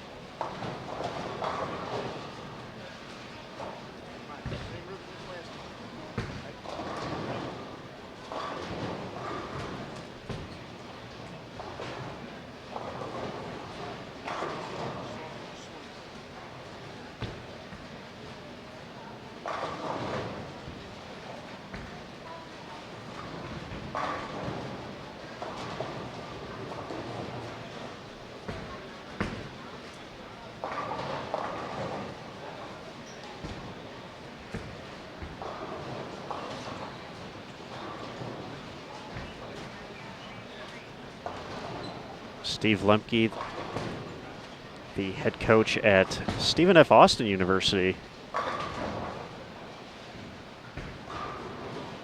The women's team won the NCAA National Championship in 2016. Steve's got a few of his players out in the field as well. Last year's U.S. Amateur Champion on the women's side, Stephanie Schwartz, part of the program.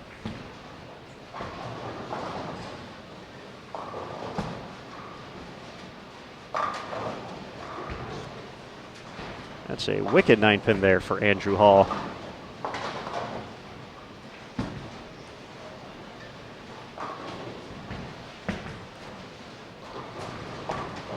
Andrew had a pretty nice first day. Was 10th overall. And to do something a little bit different here on Bowl TV, we're actually going to be bringing Andrew's father, Bruce, onto Bowl TV here for the back half of game number 4. Get a little bit different perspective Bruce has been given back to the sport for a while. Talented bowler in his own right, and also works on the commentary side for the New England Bowling Association, so we'll have him on in just a few moments here. As Gregory Tack mixes him up over on 54.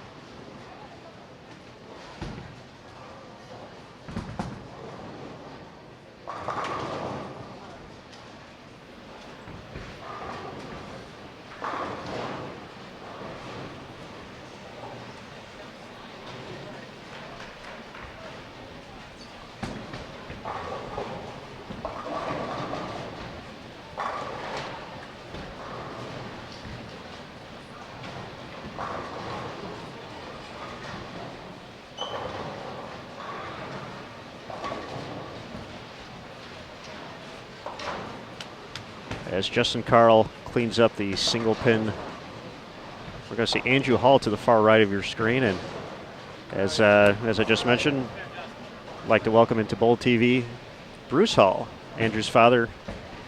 How you doing today, Bruce? Hello, Aaron. Thank you very much for having me on. It's an honor to be here. All right, Bruce, coming all the way from Westboro, Massachusetts, a PBA member, a regional titleist, and member of the Massachusetts State Hall of Fame. And you also give back to the sport. You do a little live streaming yourself as a commentator for the New England Bowlers Association. So we appreciate the work you do for the sport. And got a strike from Andrew right there. And just tell us a little bit more about yourself, Bruce. Well, Aaron, I've been around for a long time. I'm almost a super senior coming up. I've hit a couple of PBA 50 stops over the years. I'm thinking of going out to a few more this coming season. And of course, John Weber and the guys out there do a great job, and that tour is in great shape. So, thinking of doing a little bit more of that. I'm going to fit that in with my job at Dell EMC, where I work in IT. And my wife Kim is at home, not feeling that well, so hopefully she's a little bit perked up by this telecast. So.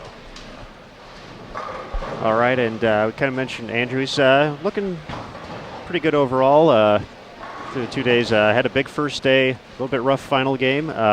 Finished 10th overall on the first day.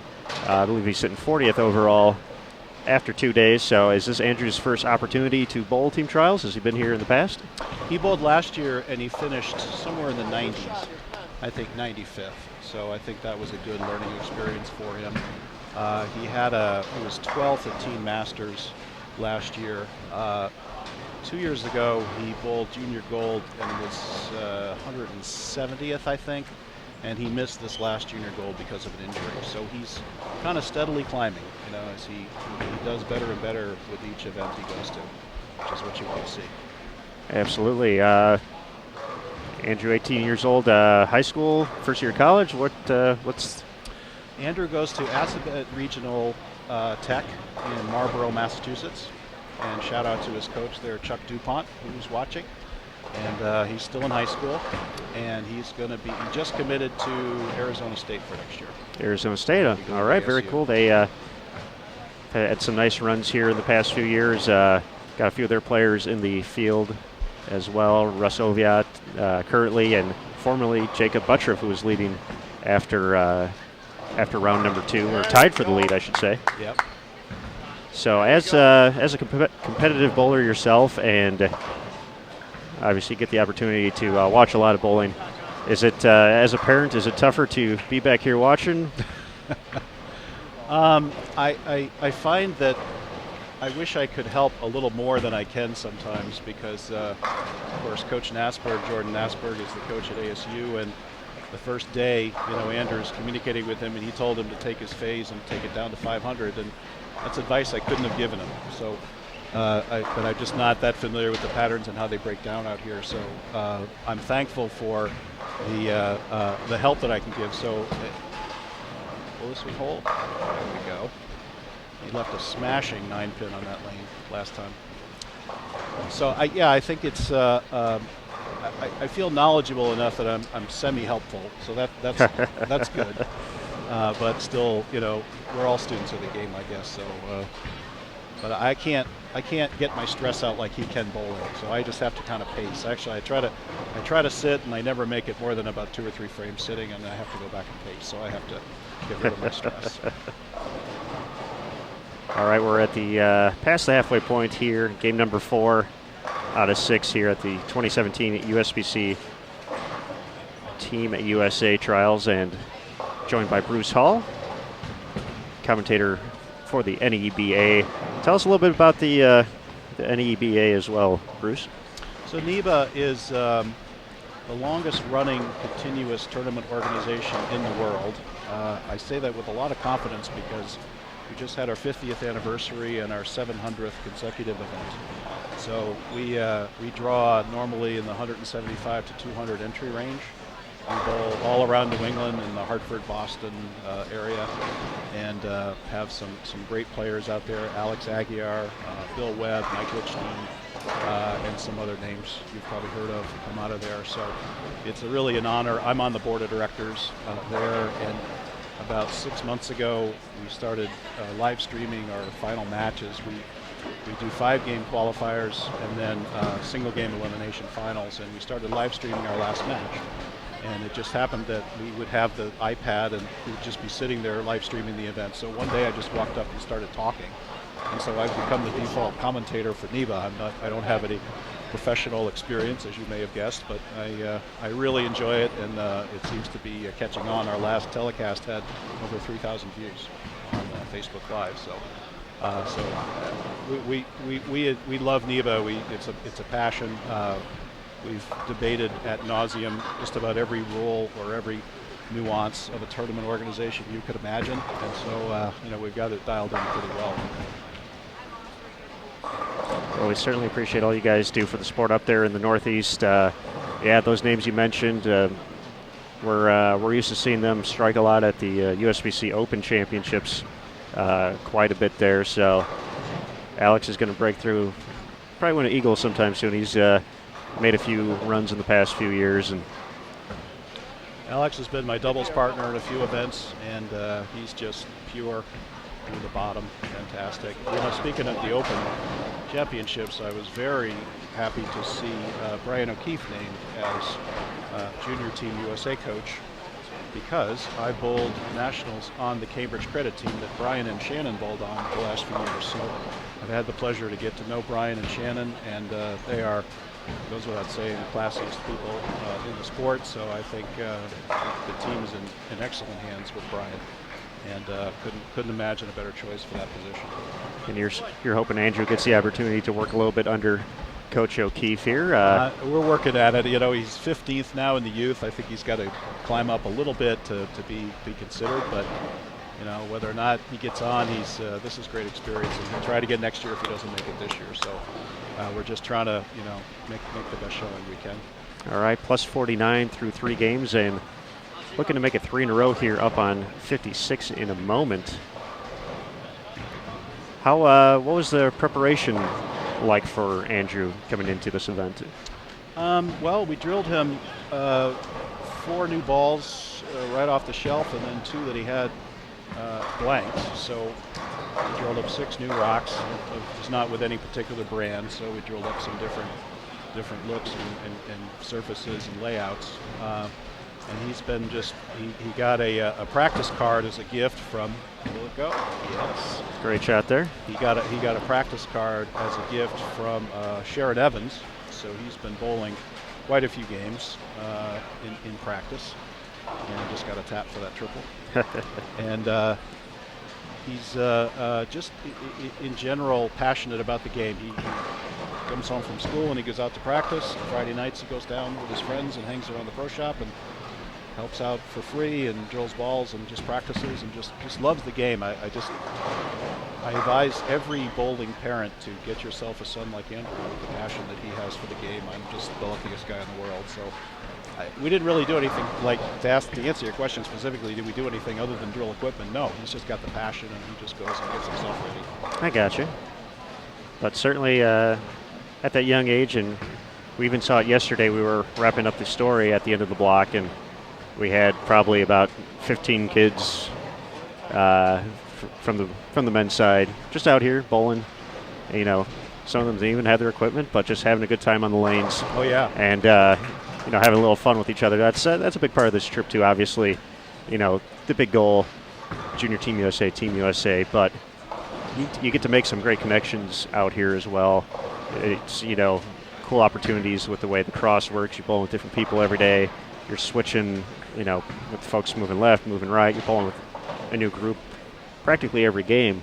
So I'm sure for Andrew, he's probably gotten to get to know some of the guys up there in the Northeast, but he's probably gotten to cross with some of the big names as well throughout the week. Absolutely. Well, he knows we visited ASU, and he got to know Jacob and Russ and the guys up there and Coach Nasberg. So they've been hanging out and chatting. And literally last night we went out to dinner with some new friends from Florida that we met yesterday. So it's exactly what happens.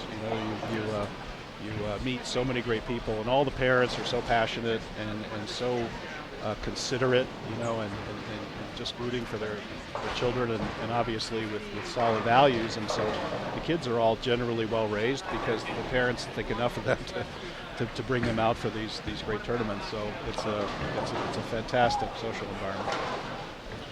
It's been fun for us here on Bowl TV, and we certainly hope everyone back at home has been enjoying it as well. I'm Aaron Smith, being joined by Bruce Hall, Andrew Hall's father. He's going to be stepping up after Justin Carl cleans up this 8th pin here.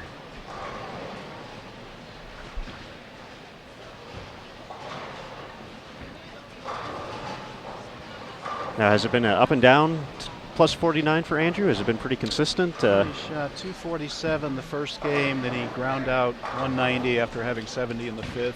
At the low end, he adjusted to the pair. Then last game, a couple of wraps, 2-0, 2-0. So this game, he's really starting to open it up.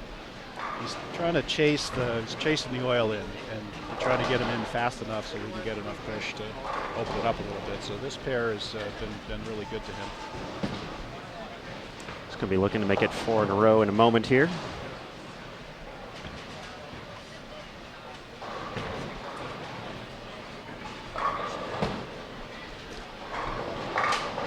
There it is. Liked it and delivered. Hello. He's got a little smirk on his face. We'll get that one in a little.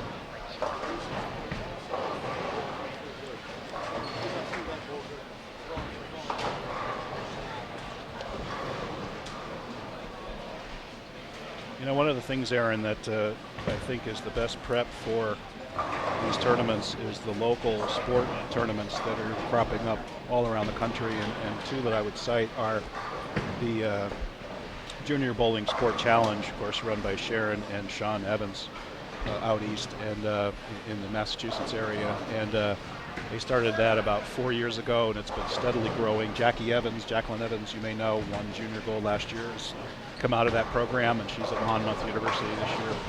A number of other kids have come out. Andrew has really been raised on that. Another one is in Albany area, CDYST, Capital District Youth Scholarship Tour run by a guy named Mark Taylor, and they do a great job. They always put out 2-to-1, 3-to-1 flat sport shots, and the kids go up and they shoot these terrible scores, and then but you know what? They get better, and they really learn what it's like to come out and participate on difficult conditions, so they're not surprised by it anymore, and they know how to make their moves. And I'm so jealous, because when I was young, there were no such thing as smart money. There was no such thing as any of the competition that you could do. You either had to drop your amateur standing, which I did at 16, and started bowling for money, which got me tougher, or just wait and go to college or do whatever you can. But the competition, the availability for kids today to learn how to really learn how to bowl is wonderful. It's definitely great, and as you mentioned, the tough patterns, the kids definitely don't shy away from them. They want to go out there. They want to test themselves on these tough conditions, 3-to-1, 2-to-1 flat conditions, whatever it may be, and there are so many opportunities. Plenty of great organizations all across the country putting the time out to build those youth programs, and that's certainly a big key to building the future for the sport. Absolutely. And just the commitment from the kids. Junior Gold continues to grow. The collegiate, seeing that Andrew's going to be getting to join here next fall. Yes. Next fall. Next fall, ASU. Yep. Hit 200 programs for the first time this past collegiate season. Wow, I didn't know that. That's amazing. So it's very, very good on that front, and these kids are definitely making it easier for me to sit back here and not lace up, because they would just run over me. But but I feel you, buddy. Even myself, I'm from Andrew. I'm old, but I'm 14 years older than Andrew, so I'm 32, and even then, there were very limited opportunities for me as a youth bowler. We got a high school program during my sophomore year in high school, and that was kind of it. There was a few things here and there, but mostly it was kind of just the standard stuff, your local, city, state events. But now it just so many people out there running great events, giving these kids the opportunity to compete. And as you mentioned, the scholarship money as well is just a great opportunity to help build an education as well. I think Andrew has scholarship money in 6 different accounts. I told him that before he could commit to ASU, he had to make a spreadsheet and tell me all the money he had in all the different accounts, and finally did it. So he's got money with Parker Bone, and he's got money with some local mass places, and a lot of smart money, and some other JBTs, of course, Junior Bowling Tour, and some other places. So it's I'm jealous, and even yourself, it's been a long time for me, and I'm jealous of the kids today and all they have. It's great. All right, here's Andrew, foundation frame. Will it recover? Oh my Lord, another packed one. Great shot there. Here we go. He's going to have a chance to step up in the 10th. Really make a big move here, and one of the definitely unique parts about this event, obviously, there's still the marathon. You're bowling for 5 days, but 5 mini sprints, if you will, to kind of get there, trying to just manage each of these patterns, each of the pairs. Essentially, you come to, it's a brand new day. You never know what you're going to run into, and just being able to find the right look early and capitalize when you do find something that you like Andrew is doing right now, is just big to putting yourself in a good position. Well, and credit the USBC for putting out sport patterns and defining what the sport patterns are, and having short, medium, long, which we've experienced one of. So yeah, it's a completely different look, day to day.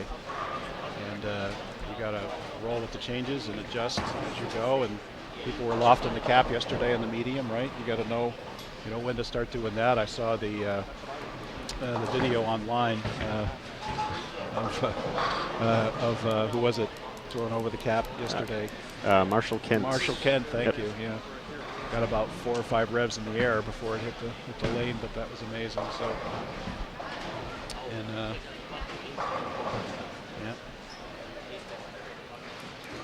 Yep, certainly testing the versatility out here this week. We'll take a quick look in the chat, Bruce. We have a Nick Postag wanting to tell you hello.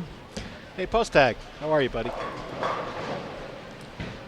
Let's go out for a crispy chicken. That's our inside joke, sorry.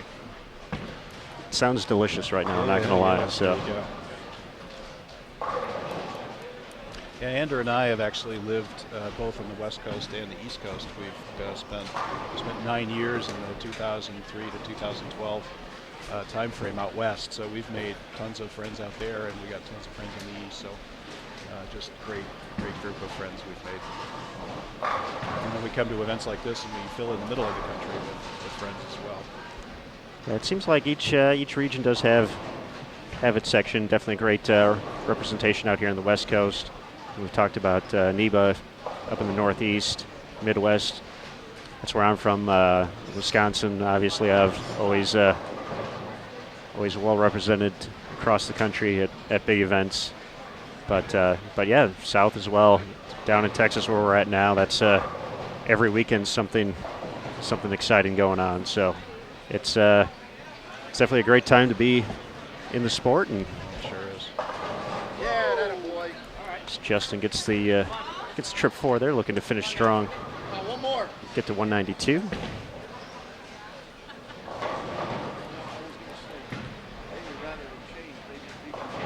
Steve Lemke going to have a chance to get to 236 here, even with the split in the 9th frame. 226 out there now after the 4-pin.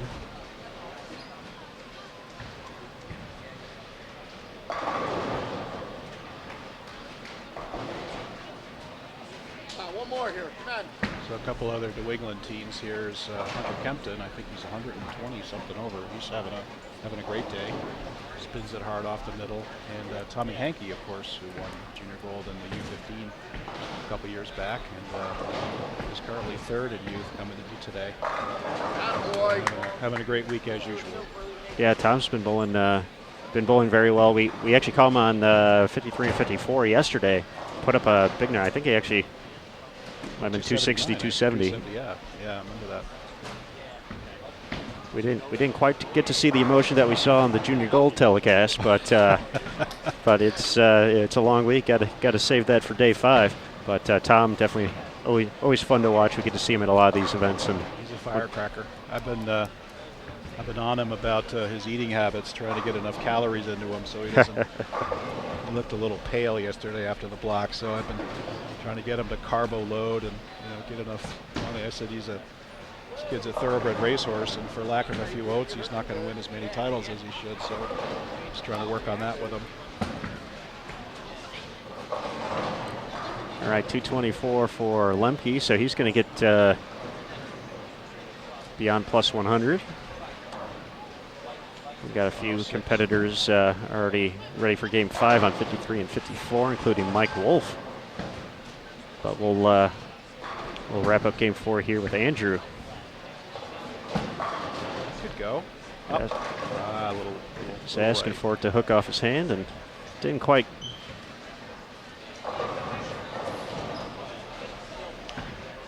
Turn all the way over, but Brandon Miondo doubled in the 10th, looking at 2-team.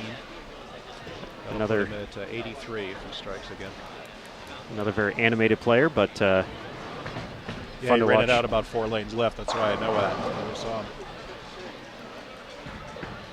He definitely wanted that one. Don't chop, please. All right. Never a doubt there, Andrew. Never a doubt.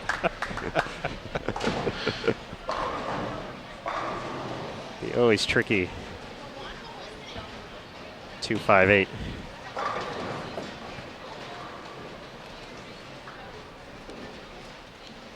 So Andrew's going to be in the 240s, most likely here. Going to get into the plus 90 range. Going to be in pretty good shape. Hoping for more of the same in games of 5 and 6. Where you guys head off to next? What pair? It's 10 down, I think. So 55, 45, either 43 and 4 or 45 and 6. All right, so heading left. But a nice game there, 244 to get to plus 93 for Andrew Hall.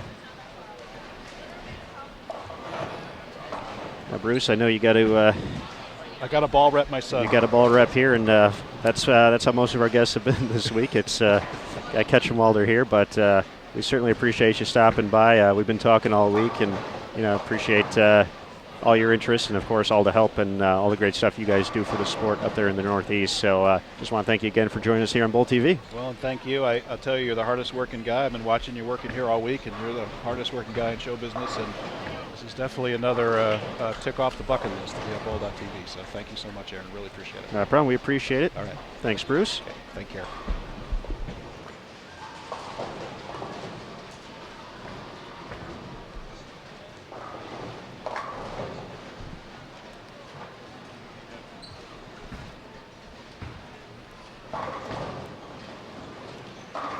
All right, Game 5 underway.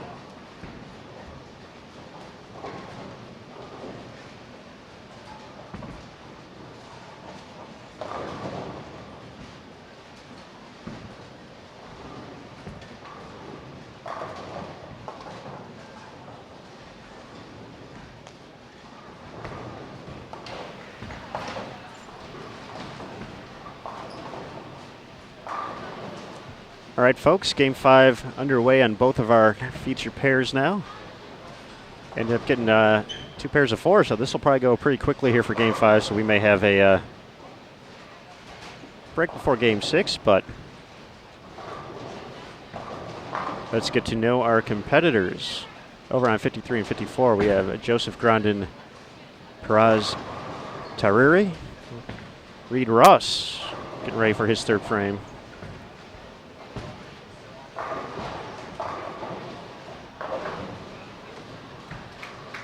And of course, Mike Wolf, fresh off a win at the PBA World Series of Bowling. Mike looking to continue to take advantage of the throwing the ball well right now. I know he went some grip changes, as they talked about on that World Series of Bowling telecast. So plus 21 today so far through 4 games.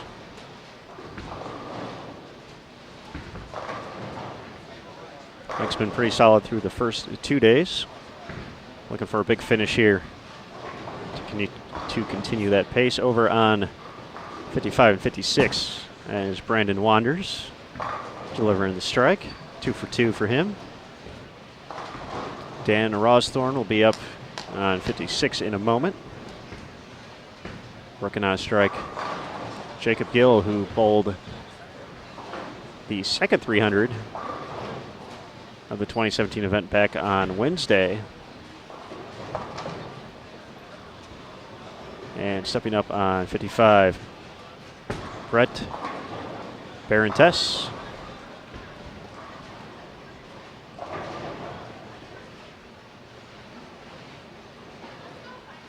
Want to give a quick thank you to Bruce Hall, who joined us last game.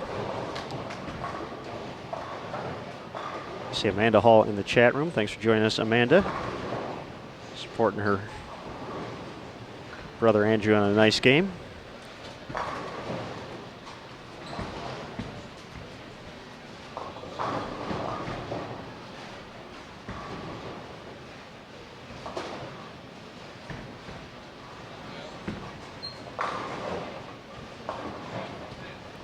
We did get an update through 3, and as soon as we have it through 4, we'll let you know.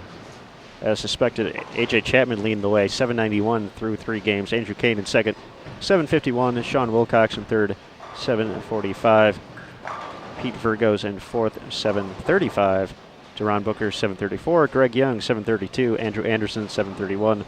Hunter Kempton, 723. Stephen Badavinik, 715. And Chris Fye, 713. Let's just get all the 700s while we're at it. Nick Crummel, this is 11th place now, 711. Nick Pate, 707. Jack Cook at 704. Alex George, 703. Marshall Kent in 15th at 701. So there are 15 players plus 100 or better after 3 games.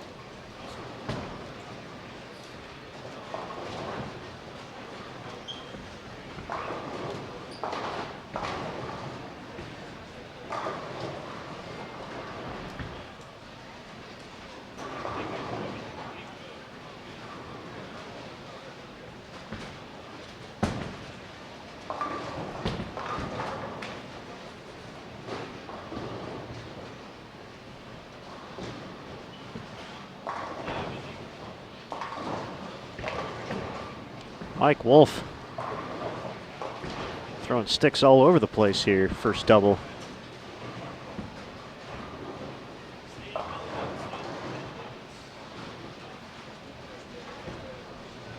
On the social media front today, Jason Thomas has been hard-working man once again. About 20 minutes ago, posted a video on the Sport of Bowling USBC Facebook page. One of our competitors here in the men's field, 15-year-old Tyrell Ingalls, who appeared on the U15 USA Bowling National Championship televised show. His team ended up capturing the title,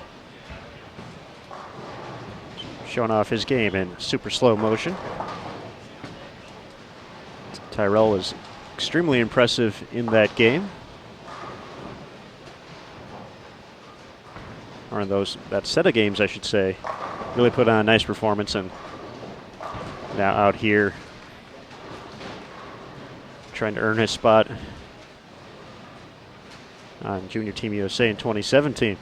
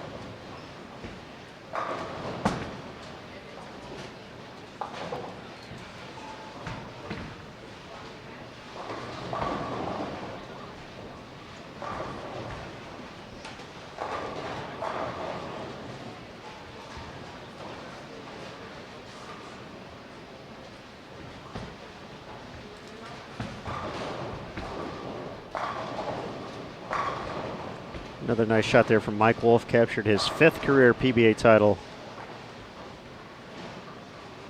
Once again, just about a month ago, just a few miles north of here in Reno, Nevada, at the PBA Cheetah Championship. Defeated Darren Tang in the title match. Darren also competing this week.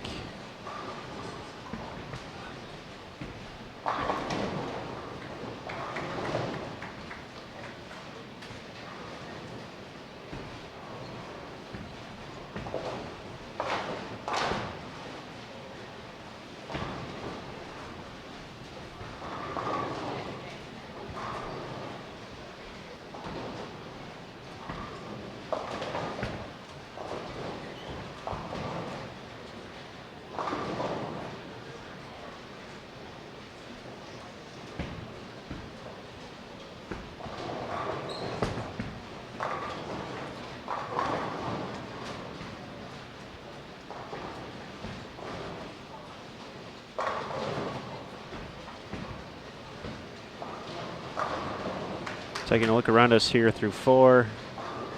Looks like Nick Crummell got up to plus 190 after shooting 279 last game. Just hanging around the top 10 after 3, so 279 is going to be a big jump. Pete Virgo's at plus 183. He shot 248 last game, so making a move as well.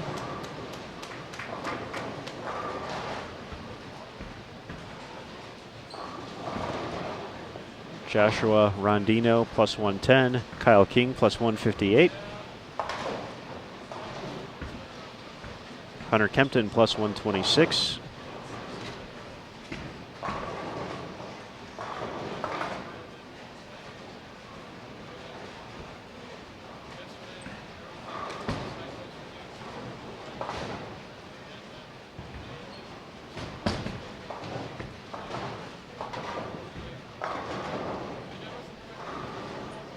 and if Josh Toth was bowling this week, he would be plus 100 and change as well, but instead Josh tuning in. Appreciate the kind comments, sir.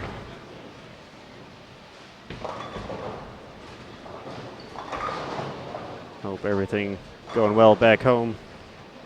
Staying out of trouble.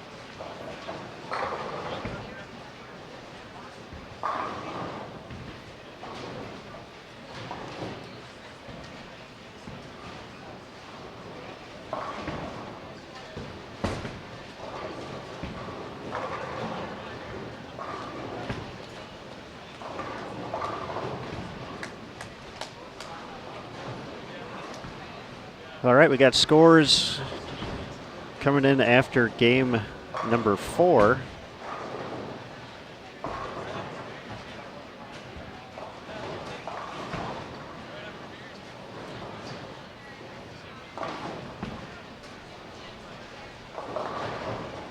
They should be loading shortly if they're not up there already, but I have the hard copies in front of me, so I'll take advantage of that situation. A.J. Chapman continues to lead. 1,055 for his 4-game total. Actually out averaging Missy Parkins so far through 4 games if he can maintain the pace or better. Chris Vai, the 2016 U.S. Amateur Champion, looking to get in that position again.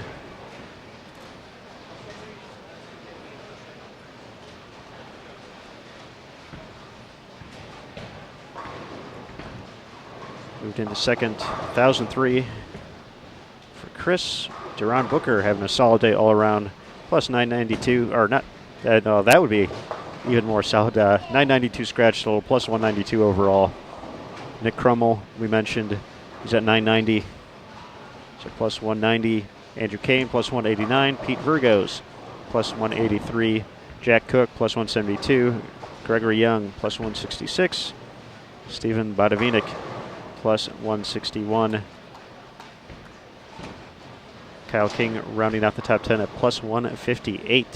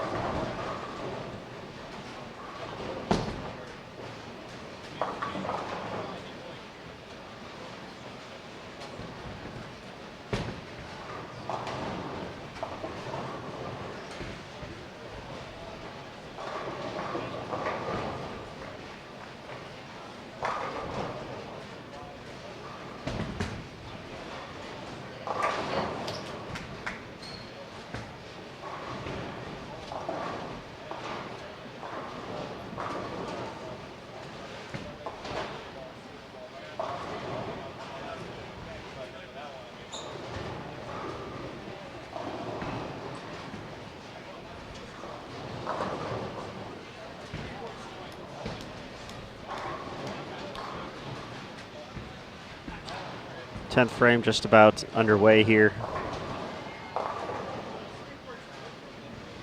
Mike Wolfray to kick things off, hoping to get to 225 here. Get him to plus 46 if he can connect on 3. There's one.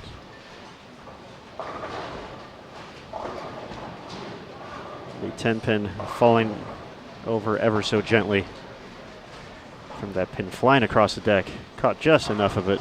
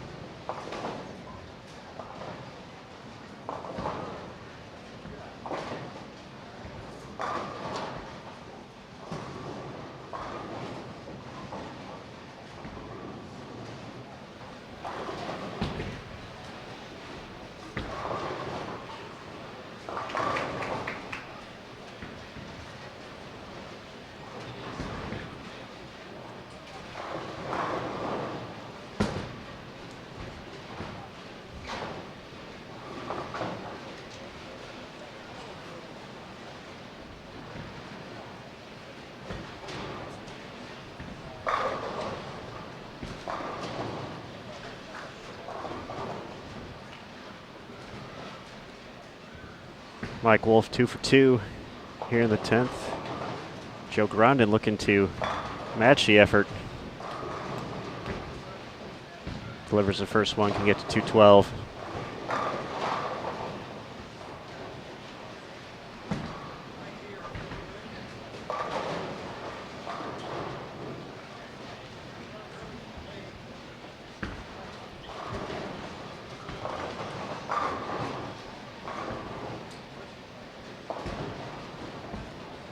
Pat's question about the weather. Typically at these events, don't get too much time to venture outside of the facility. So in this case, since we are at Sunset Station, pretty much haven't left since we got here a few days ago. So I really could not tell you what the weather is like outside. It was chilly a few days ago, though, or felt chilly for Vegas. I'll say that much.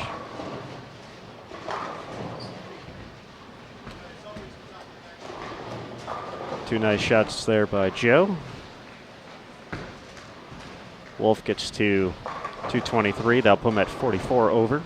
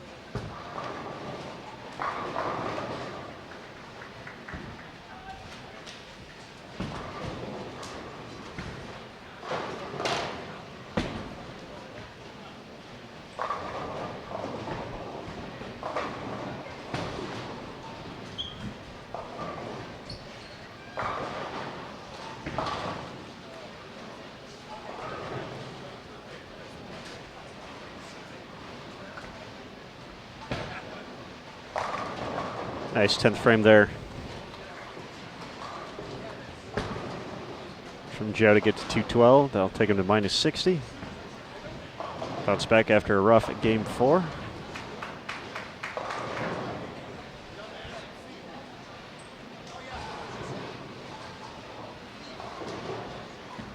Reed Ross looking to get to 212 as well.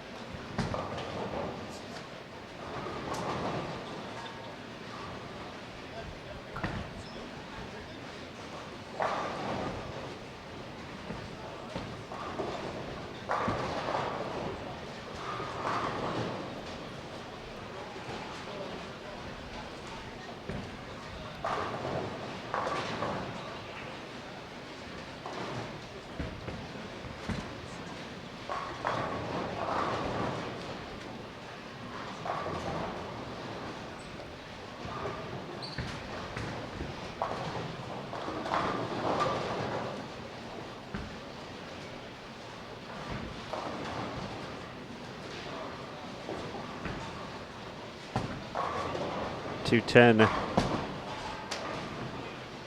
total for Reed. Haraz looking to get to 189. 10th frame just underway on 55 and 56. And Pat, I'm a fan of counting to the number 21, so there is your answer, sir.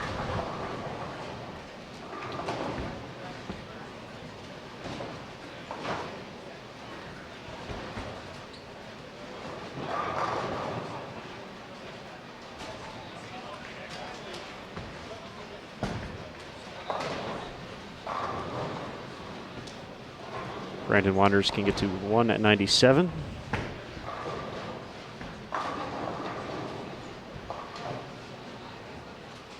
Strike on the fill ball. Jacob Gill, 195 with the conversion.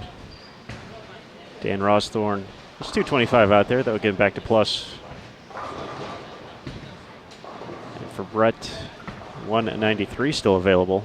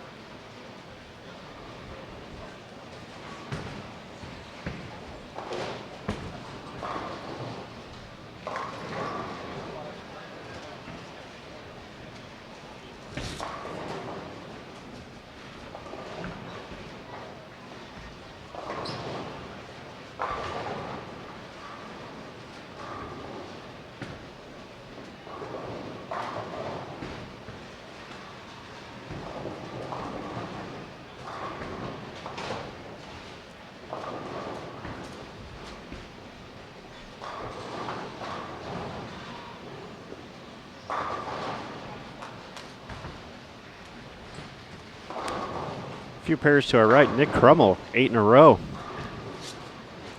Made the big move, 279 last game.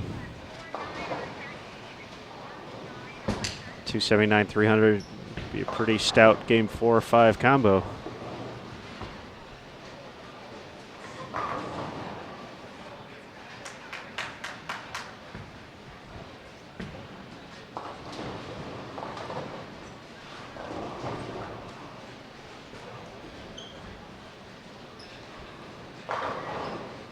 We'll keep you up to date here. Nick gets number 9. We can probably move one of the cameras since we'll be all done here. We'll probably 2 of the faster pairs. We'll see if we can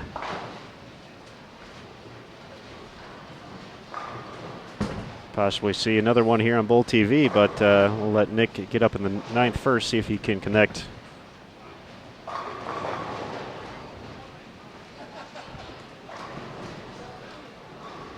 We'll let you know.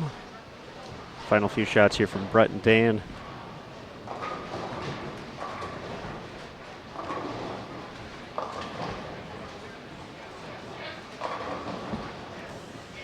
I talked too much about it. Nick Crummell, 7-pin. Back-to-back 279s, still not bad.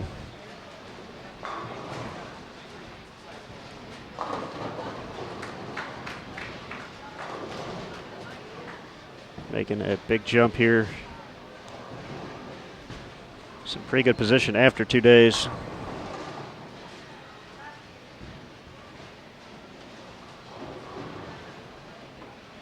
Sitting in 10th place with 44 points.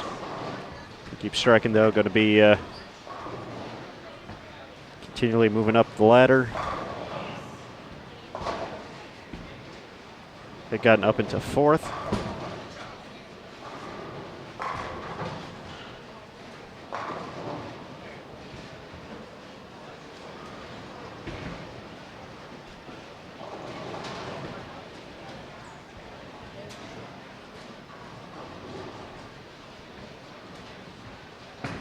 We're all done on 55 and 56, so game 5 in the books. Game 6 coming up here next on Bull TV, the last and final game today. We'll be around for all the excitement tomorrow and Sunday, so clear your schedules. We know it's the weekend. You can't hide. Come party with us here on Bull TV. So it's going to take a quick break. Game 6 coming up next here on Bull TV. 3rd round men's qualifying. 2017 USBC Team USA Trials and US Amateur.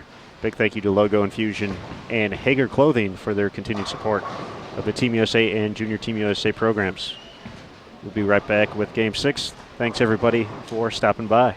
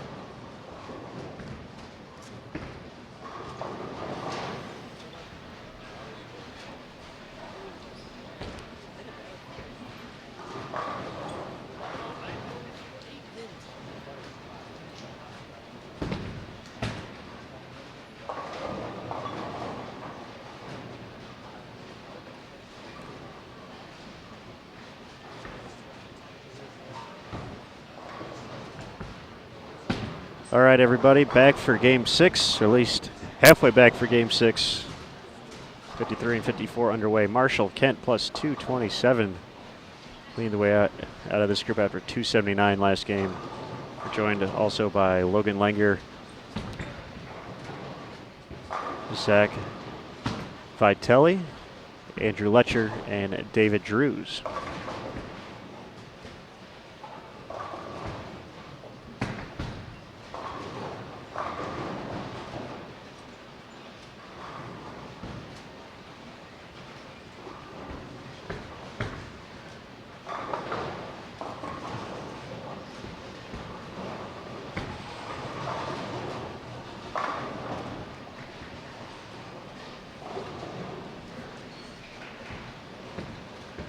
Big shout out to Dan Wolozin for joining us in the chat. A true legend of the game.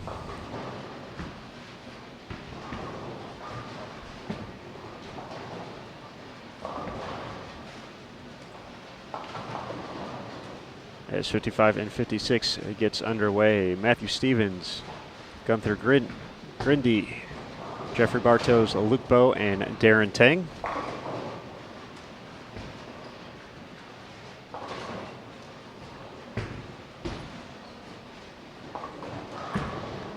As soon as we have an update through 5, we will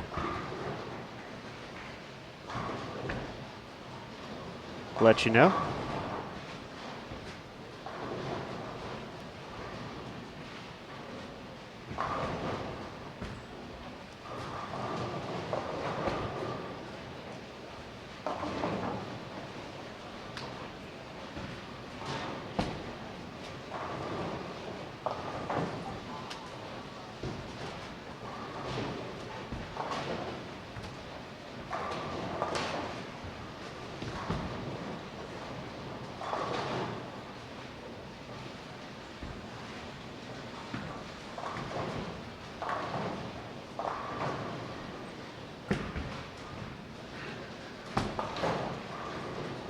Few pairs to our right. Chris Vi looks like he's at 221 over.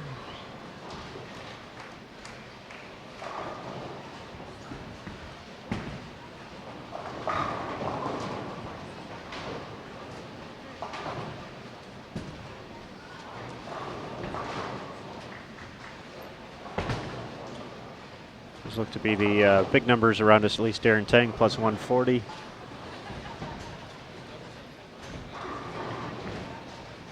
Ron Booker plus 214, a few pairs away.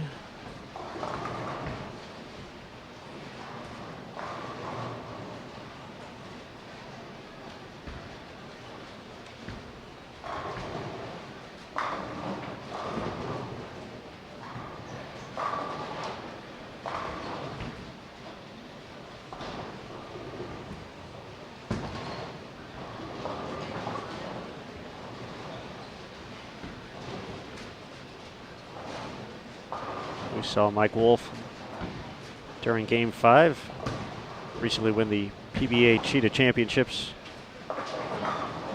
He defeated Darren Tang in that final.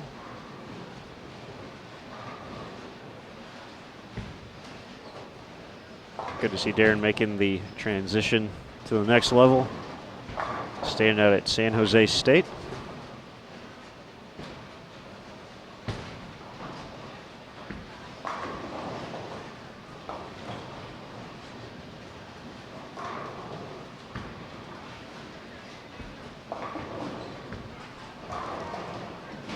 Through 2 days, I believe Marshall Kent has averaged 260 his final game, so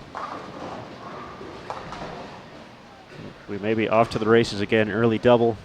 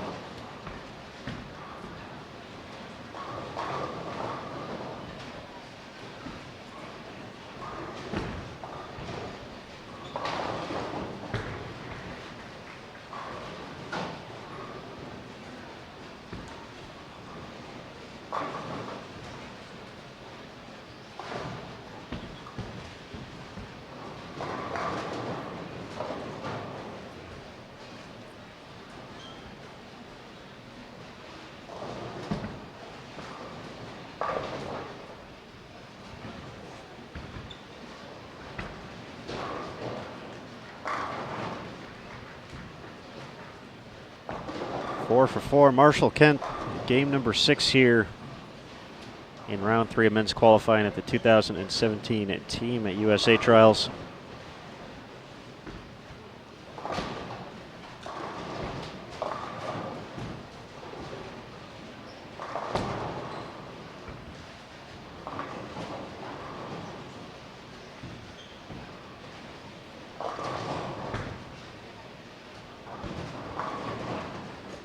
Kent continues to creep closer and closer to the top of the standings, the defending champion here at Team Trials. I'm sure that 279 pushes him ahead a little bit further. The overall standings through 4 games, so we don't have 5 up yet. He had moved all the way up into 5th with 47 points. Matt Russo leading the way through 4 with 25 points.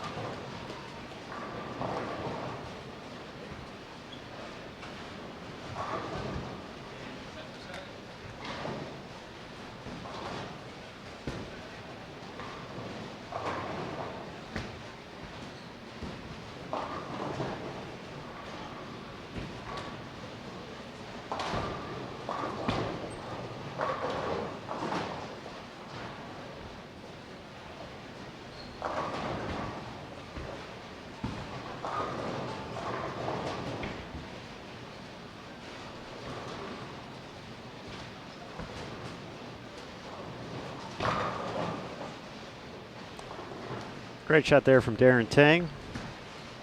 Early double, plus 140.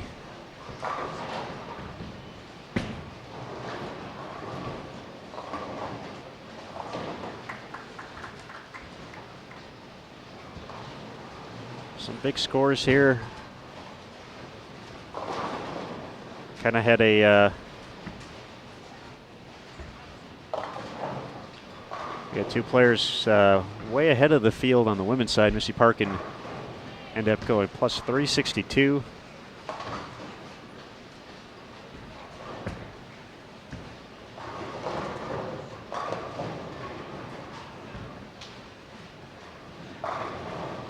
And Stephanie Zavala, 14 at 59, so that was 259 over.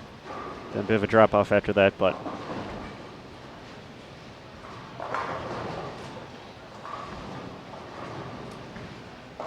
through 4 games, we already had 2 players above the plus 200 mark on the guys' side. Handful others definitely within distance. As we mentioned, Marshall Kent was at plus 148 prior to this game, then shot 279 to get to 227 over. Still waiting for standings through 5 before we give you an official update.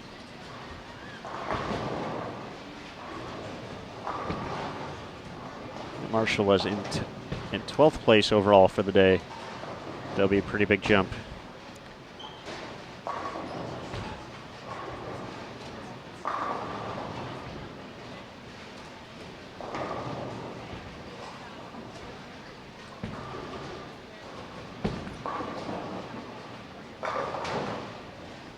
Andrew Letcher at plus 72, off to a strong start.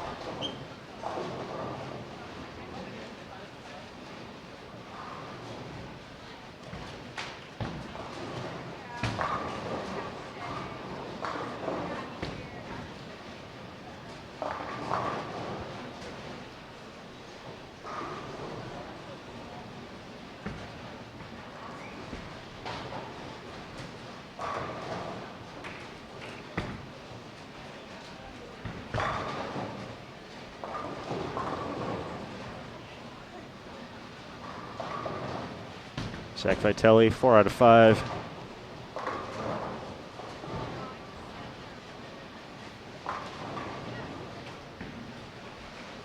Marshall Kent will be making his way right there, far left of your screen, looking to make it 6 for 6.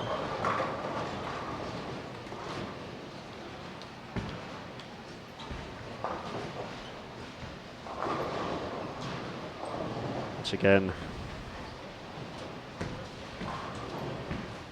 has had big runs at the end of the blocks each day so far. We caught him in Game 6 on the 35-foot Los Angeles pattern.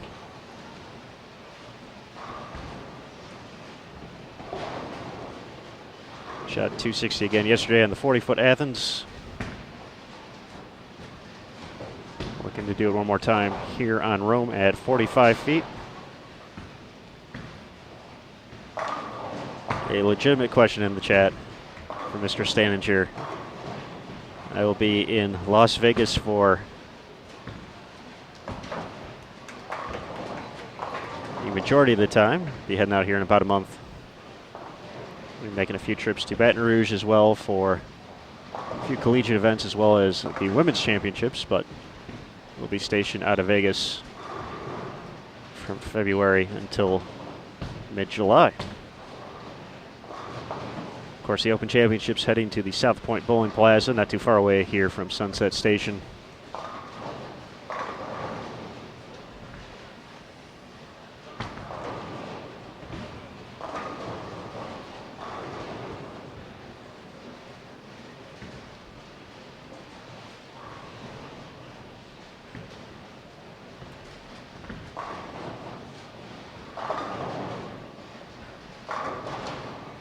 Andrew gets the hold there, trips out the 4.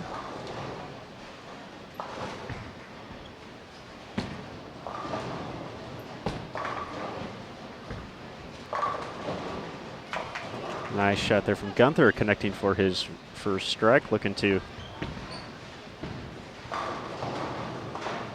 continue strong in the back half of Game 6. Just a reminder for everybody, we'll be back here on Bowl TV tomorrow morning, 11 a.m. Eastern, 8 a.m. Pacific time out here in Henderson for round 4. The men will be back on the lanes again. The ladies will have their round 4 Saturday at 5 p.m. Eastern, 2 local time here in Southern Nevada.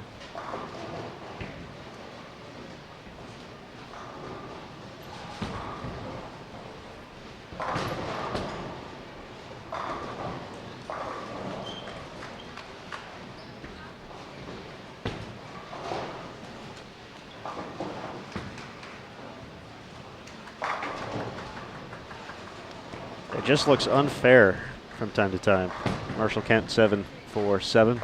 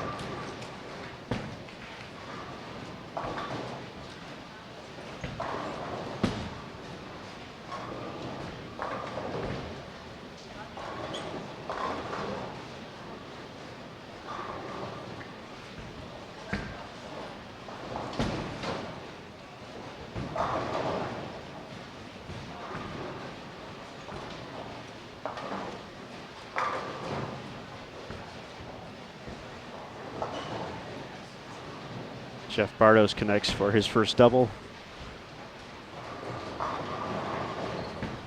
Luke Bowe, 3 out of 4 to start.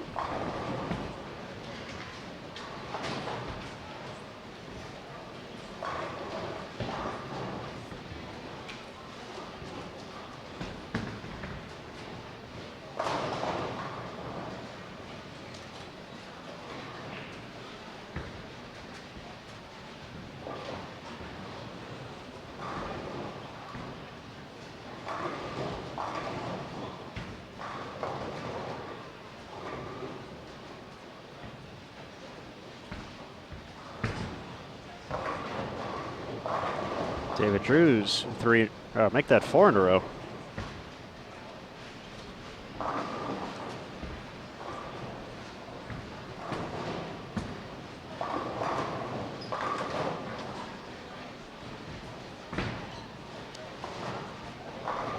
It's getting a lot of big scores here. 45-foot pattern.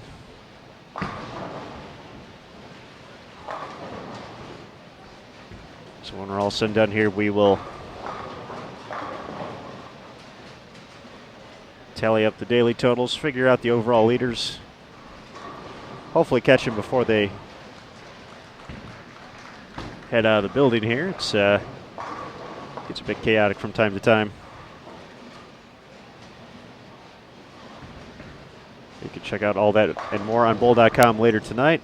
Of course, the results and more will be available bowl.com/Team USA Trials.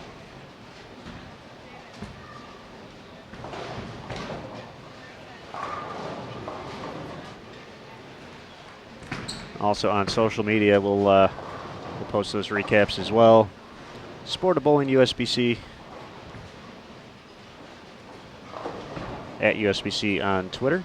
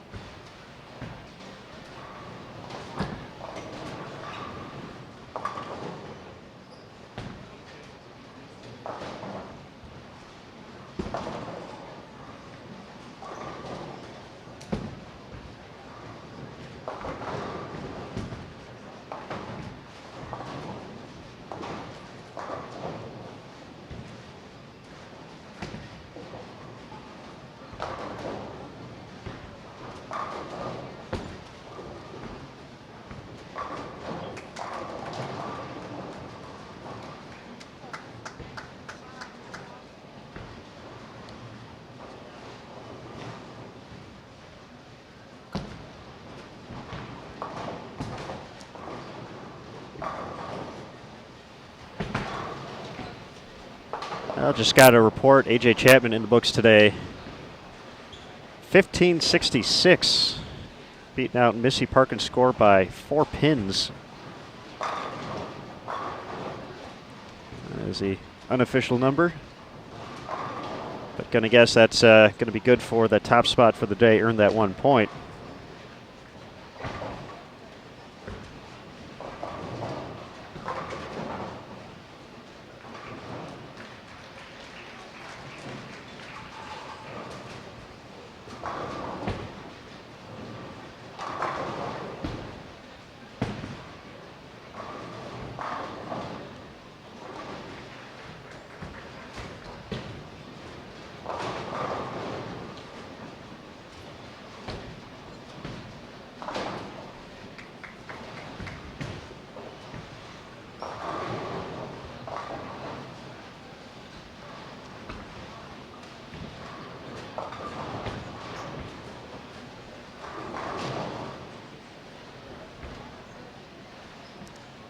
Marshall got that one left and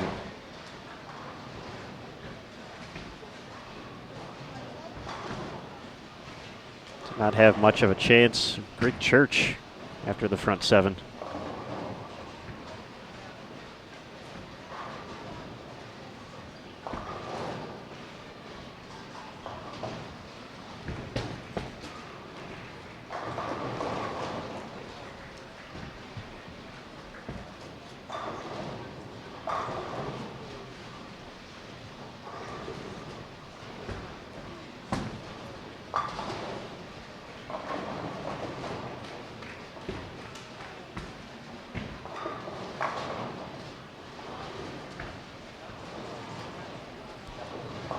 He'll take 3. That'll drop the max down to 261. Get him right around plus 290.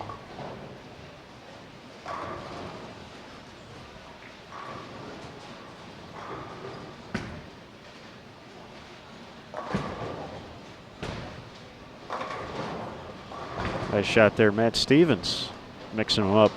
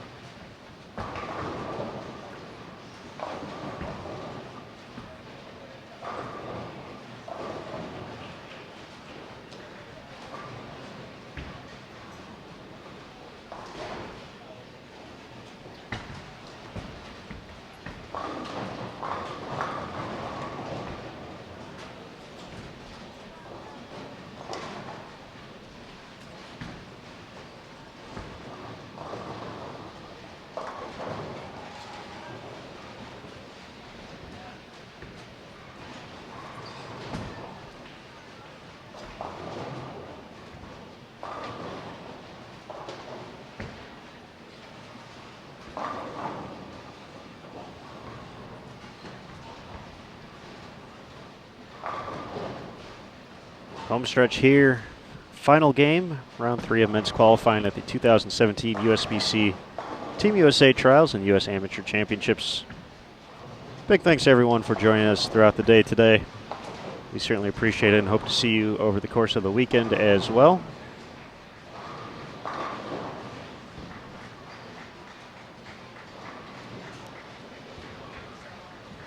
Just a reminder, we will be back starting tomorrow, 11 a.m. Eastern,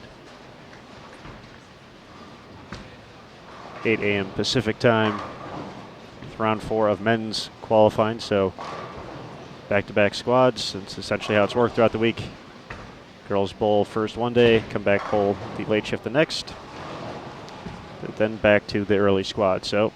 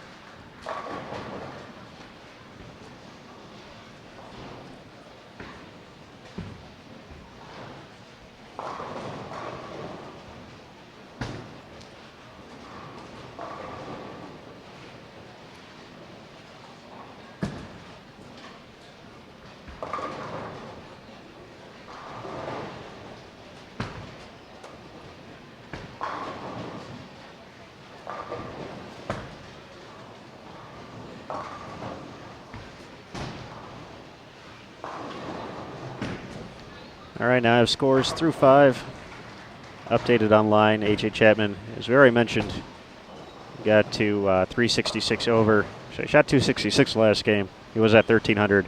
Crummell moved into second with a 12.55. Andrew Kane was third, 12.46. Andrew Anderson fourth at 12.36. Marshall Kent, who we got right now, was fifth, 12.27. Chris Vi, 12.21. Duran Booker, 12.14. Stephen Badavinik, 11.85, and Matt Russo rounded out the.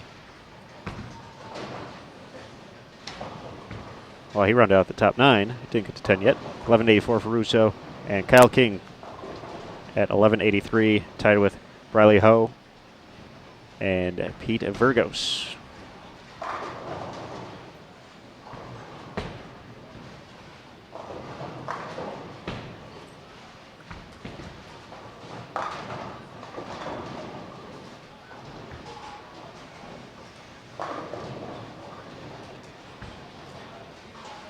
Overall, it's Matt Russo with 1 to go.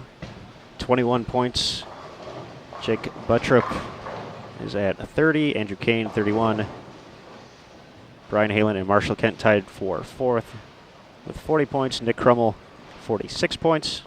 Devin Bidwell, 49. Perry Krall, the 4th at 56. Stephen Badavinik, 58. And AJ Chapman looks like he's going to stay at 62 points. Whether or not he'll stay in 10th, we'll have to wait and see.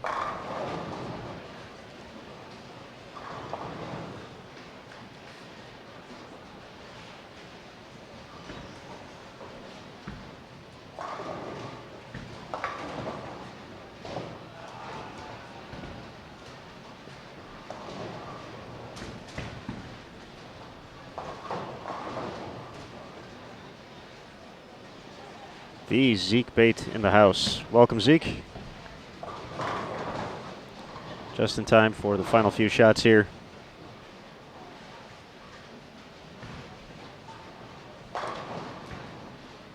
Marshall Kent finishes with 241. I'll give him the plus 271 for the day. Might be able to gain another spot. We'll have to wait and see.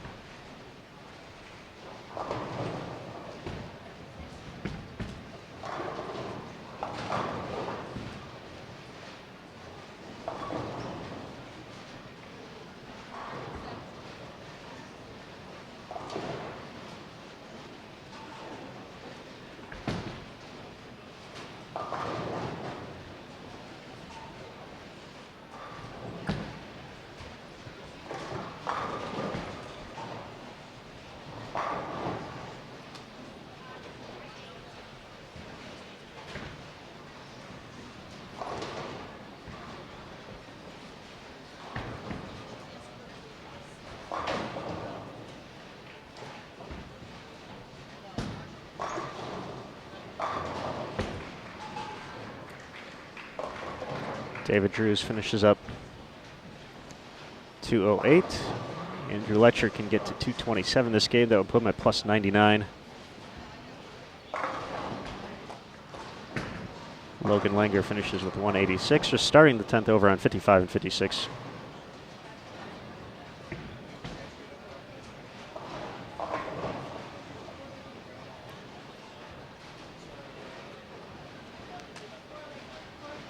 For Pat in the chat, I just don't want to mispronounce your last name, that's all.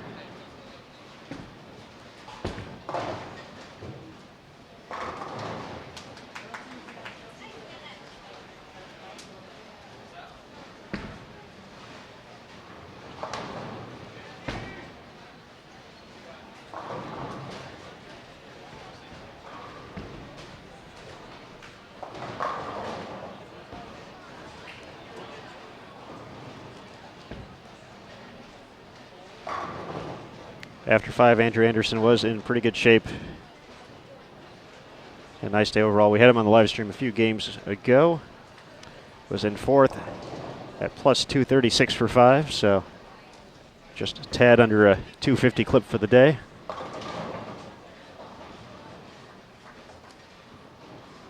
Michael Tang looking to get to 189 over. 2 more strikes. Jeffrey Bardos thinking 258 this game.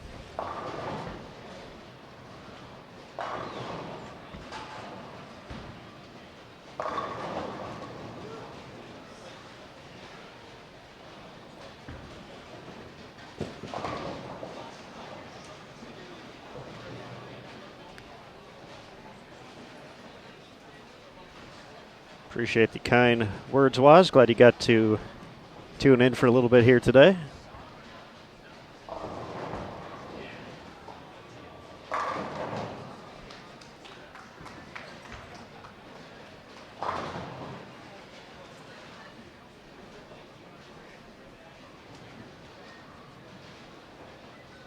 We are final few shots away. Luke Bowe gonna have the distinction of finishing things up here. 257, Jeffrey Bardos, great game.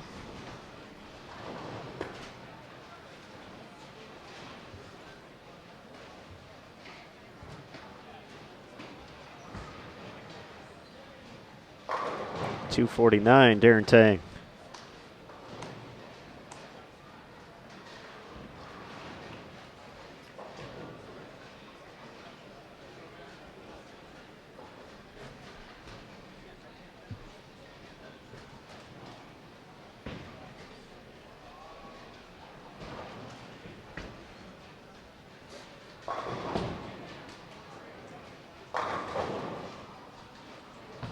So once again, just another shot or two here, but Big thanks, everyone, once again for joining us here on Bowl TV for the 2017 Team USA Trials and US Amateur.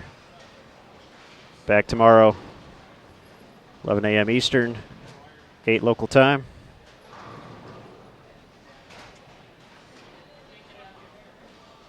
Appreciate the kind words in the chat, folks.